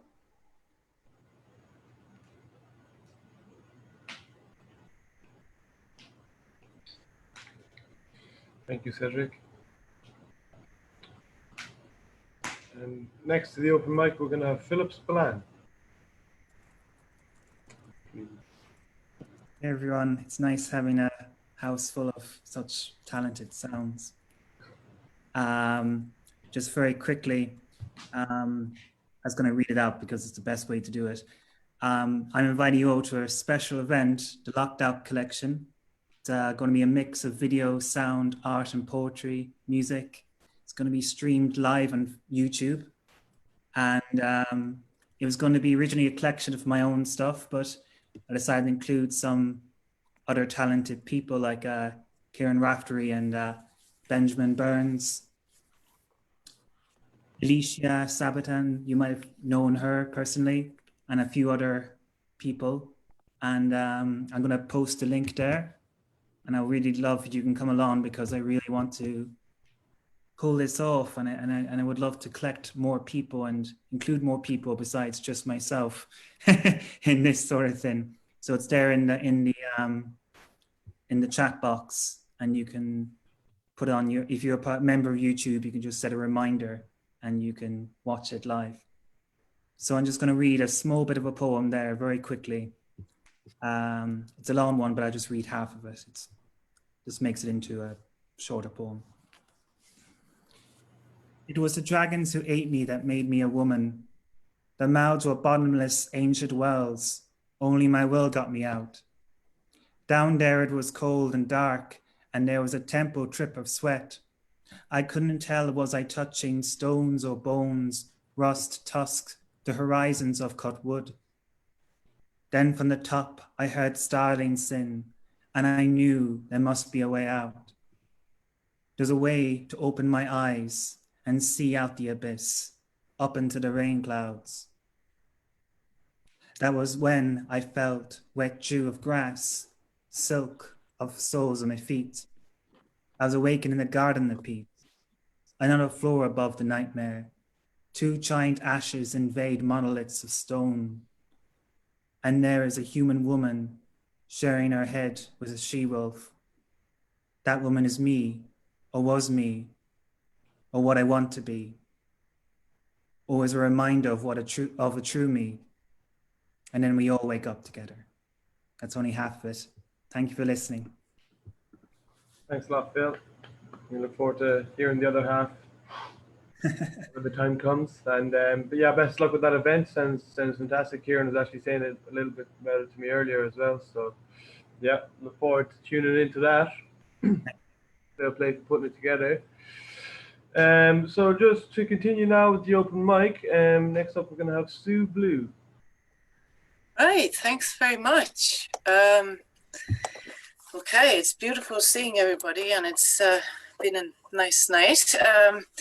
I would like to read a poem, one of the many translations I've worked on over the lockdown period, and this one is kind of a little bit Halloweeny, and it's another poem by the main poet of my hometown, Münster, Annette van Droste-Hülshoff.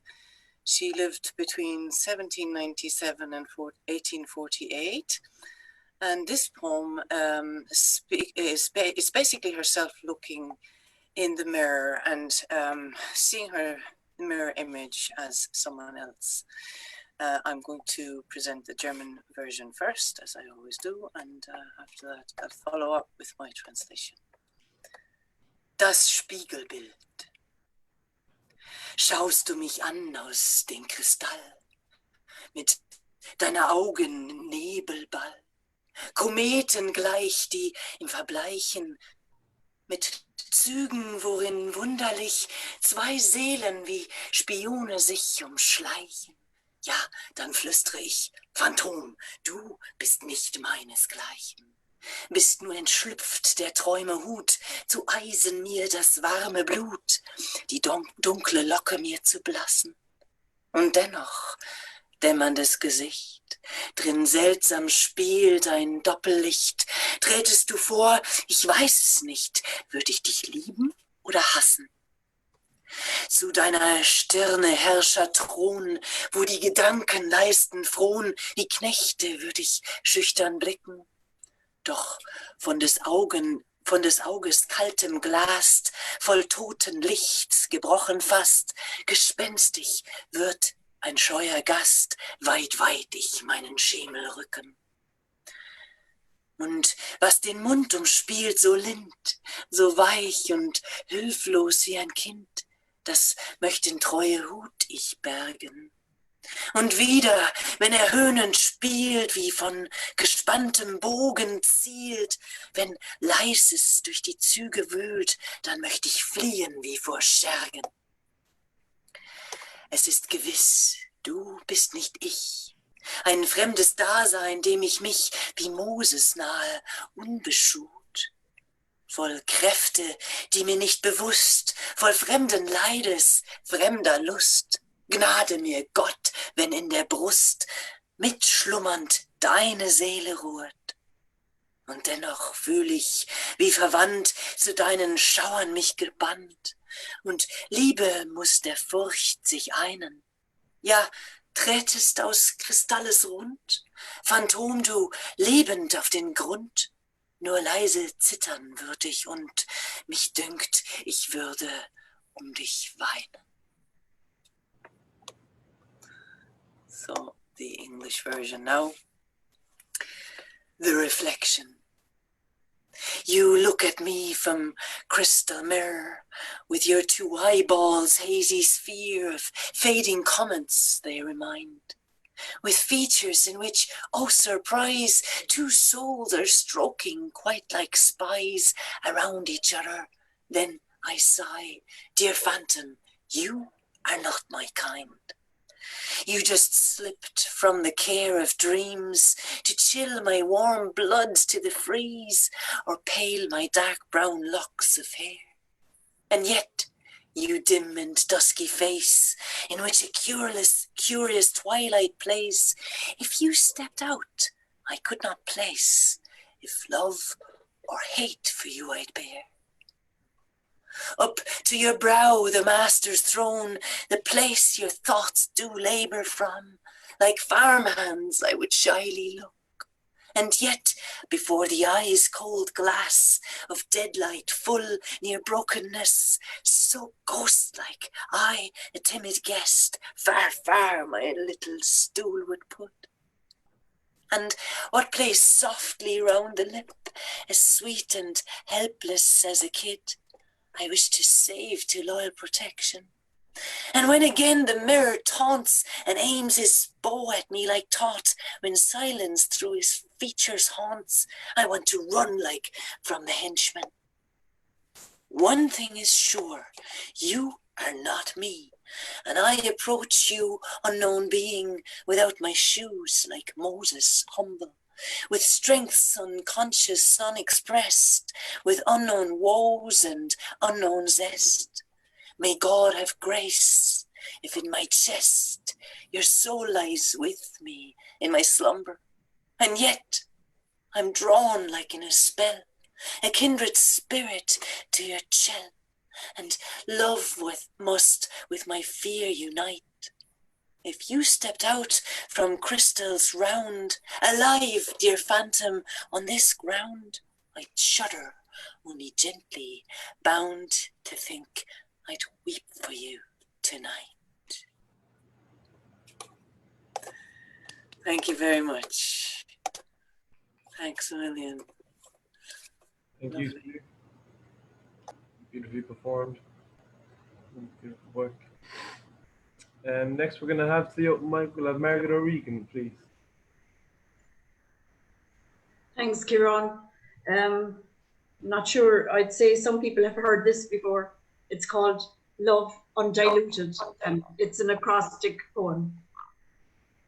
Love, when it embeds, when it embodies, ought to be known, ought to notice, velvet-like softness, enveloping the mind and heart. Under the skin, under the rim, naked desire seething within, dreamily sending high voltage signals in sparks and synapses connecting, lustily fusing, cylinders firing, undulating, free-floating filaments, terminal throbbing, primed and longing, excitedly rushing towards neurotransmission, dripping, gushing in rapid release. That's it.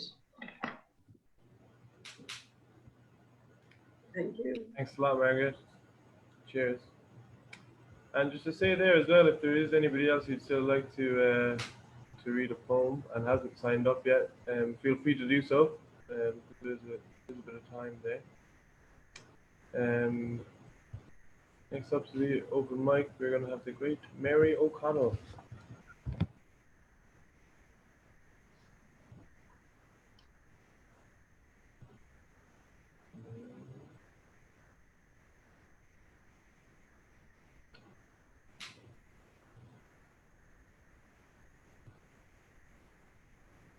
Mary? Is Mary there?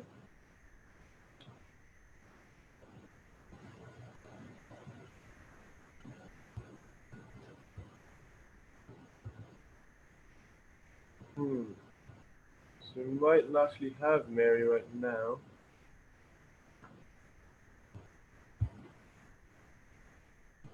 No? Okay. We may come back to Mary. Not sure what's going on there at the moment, but doesn't seem to be there. So we're gonna have Jerry Murphy instead. We'll Not quite as attractive. Oh, hey. There's a couple of after William Carlos Williams tonight. So I'm going to go with that, but this is not one of his poems.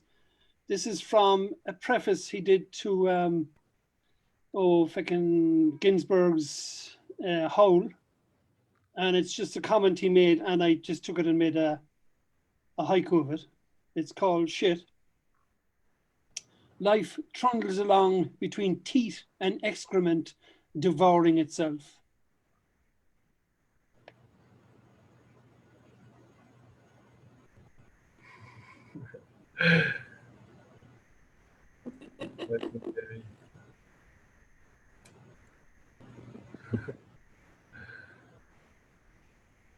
Very good. So I'm not actually sure Paul is. Do you know if Mary's there? Or she doesn't need to be there, getting the nod, getting the shake of the head. So we'll next up we'll have Mags Creedon. Please, Mags, you there? I'm here. I'm a late arrival. I did do a short stab at the 5 words because I did an uber fast one there, and I'll just do a short, corny song. Must remember to forget, eliminate all recall, count the ways it may intrude, the fumes remain in a burnt out wall. And here now, let it breathe, bask in cool moonlight, new aromatic memories, feed fresh comfort, lasagna, a log fire, an autumn night. So can't let myself remember, no slings of silent arrows, must remember to forget, jog on, regroup, rock on tomorrow. So I'm doing a short little song because my little baby came back to me and it's an auto harp. So because the songwriters that I'm with, we were supposed to do something to bluegrass, and I put in this real old cheesy song and they really liked it, so I'll sing it for you. So it's a kind of it's a reply to my sister in Toronto's favorite song, Old Flames Can't Hold a Candle to You. So bear with me if you can.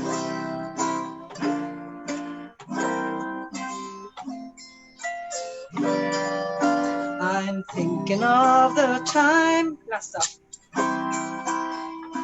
we used to cling to one another, how happy we were in all the distant light. I'm thinking of the time, couldn't get enough of one another.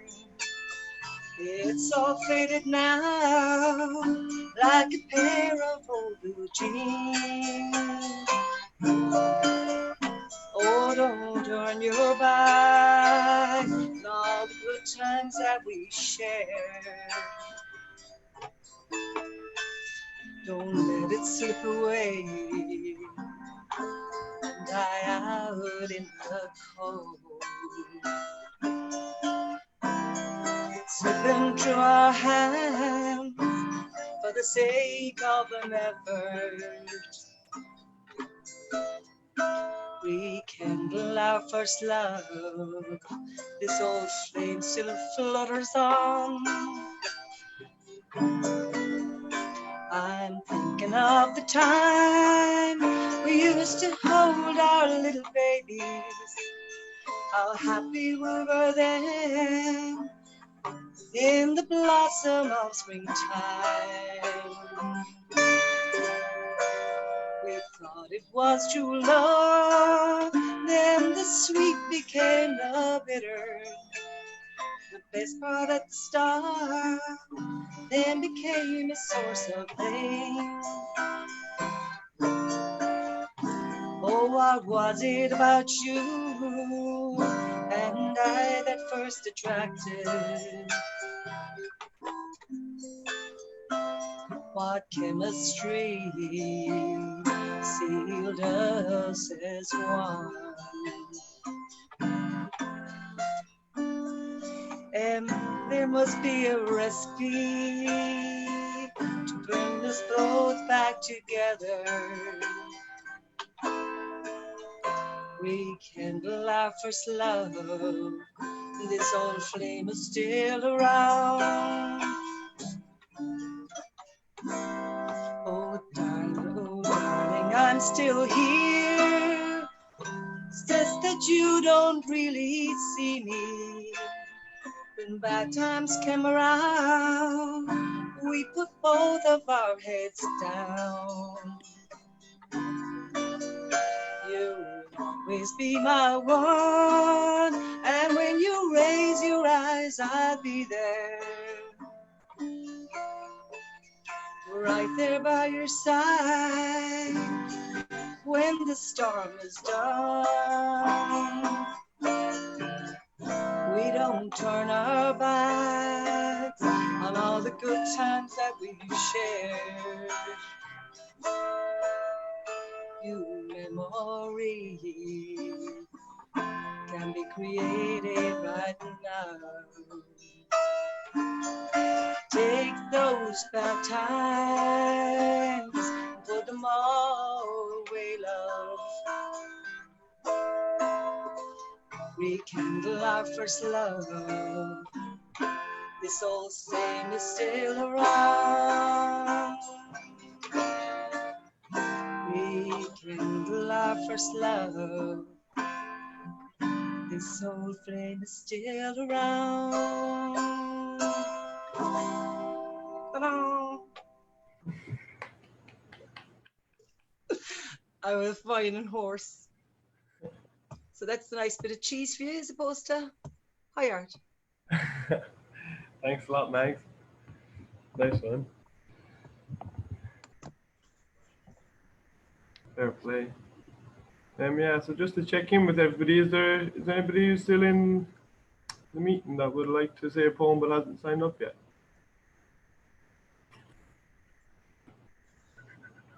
Oh, it's a million. I'm not sure. Very good. Very good. I'm just gonna, I suppose, just because we have a bit of time left,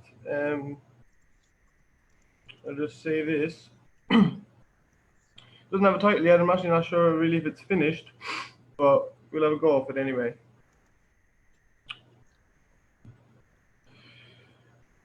Partaking in your pilgrimage is hardly a thrill, trying to spend energy efficiently like water past a mill. Taking cues from little people, call me Darby O'Gill. I am living in the shadow of the castle on the hill. Save your naming ceremony. You can call it what you will. I hold my nose expectantly to swallow bitter pills. I could wallow in complacency and make noise about my skills, or try give a view to humble truths without my voice sounding shrill.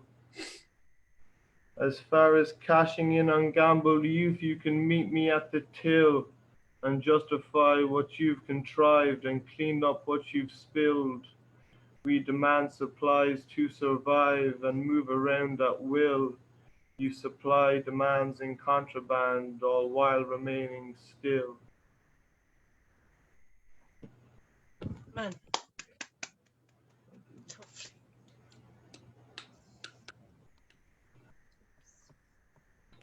Nice one. And thank you to everybody who's contributed to that open mic. It was a real pleasure to hear you all. And we get one more big round of applause for all our guest poets. Great stuff. Ashley O'Neill. Can we unmute? Yes, we can. Mute.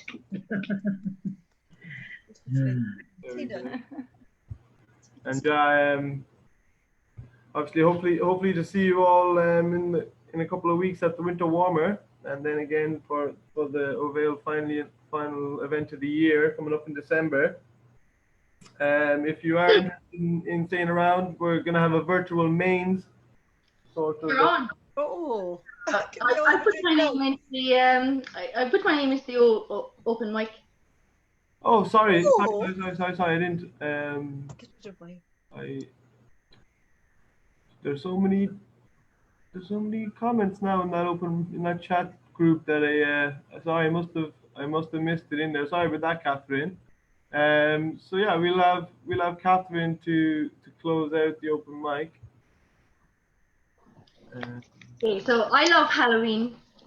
So I love Halloween, and I wrote a poem called Halloween Descends. Twigs and branches intertwined, patterned and gnarled bed, silent with small snap. Crepuscular fingers stroke with light until they stretch, moan and groan toward their lunar friend. A cacophony of cracking desire, withered but rising in quivering magnificence, overture to fallen leaves everywhere. Whispers of the dead whistling life into the damp carpet of long veined has-beens. The Styx mist descends, ferrying spirited souls, raucous and heady abandonment. Take the leaves to dance with wild and unfettered rustle. They rise as debutantes, race through the gates with childlike chatter, cackle as they flurry in hundreds towards the moonlit stage. Take me to the thousand dance, take me to the thousand dance. A whispering symphony restarts the first and last note of Halloween. Can you hear it?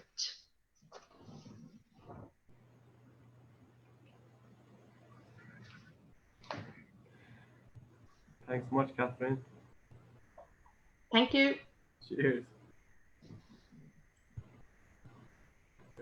So we're yeah, beautifully. Yeah, reading the comments there in the chat. Yeah, very nice to have a suitably seasonal poem to finish us off. Ovale there is just saying goodbye to Facebook, so I'll see you later, all the heads on Facebook. And can we just get one big more round of applause before we leave it off for the evening for our guest poets. So Nidhi, Zach, and Mícheál McCann, and then Ashley O'Neill as well. Bravo! Really beautiful reading, and fair play to everybody who contributed to the 5-word challenge and to the open mic. Well done to Augustina for winning the 5-word challenge.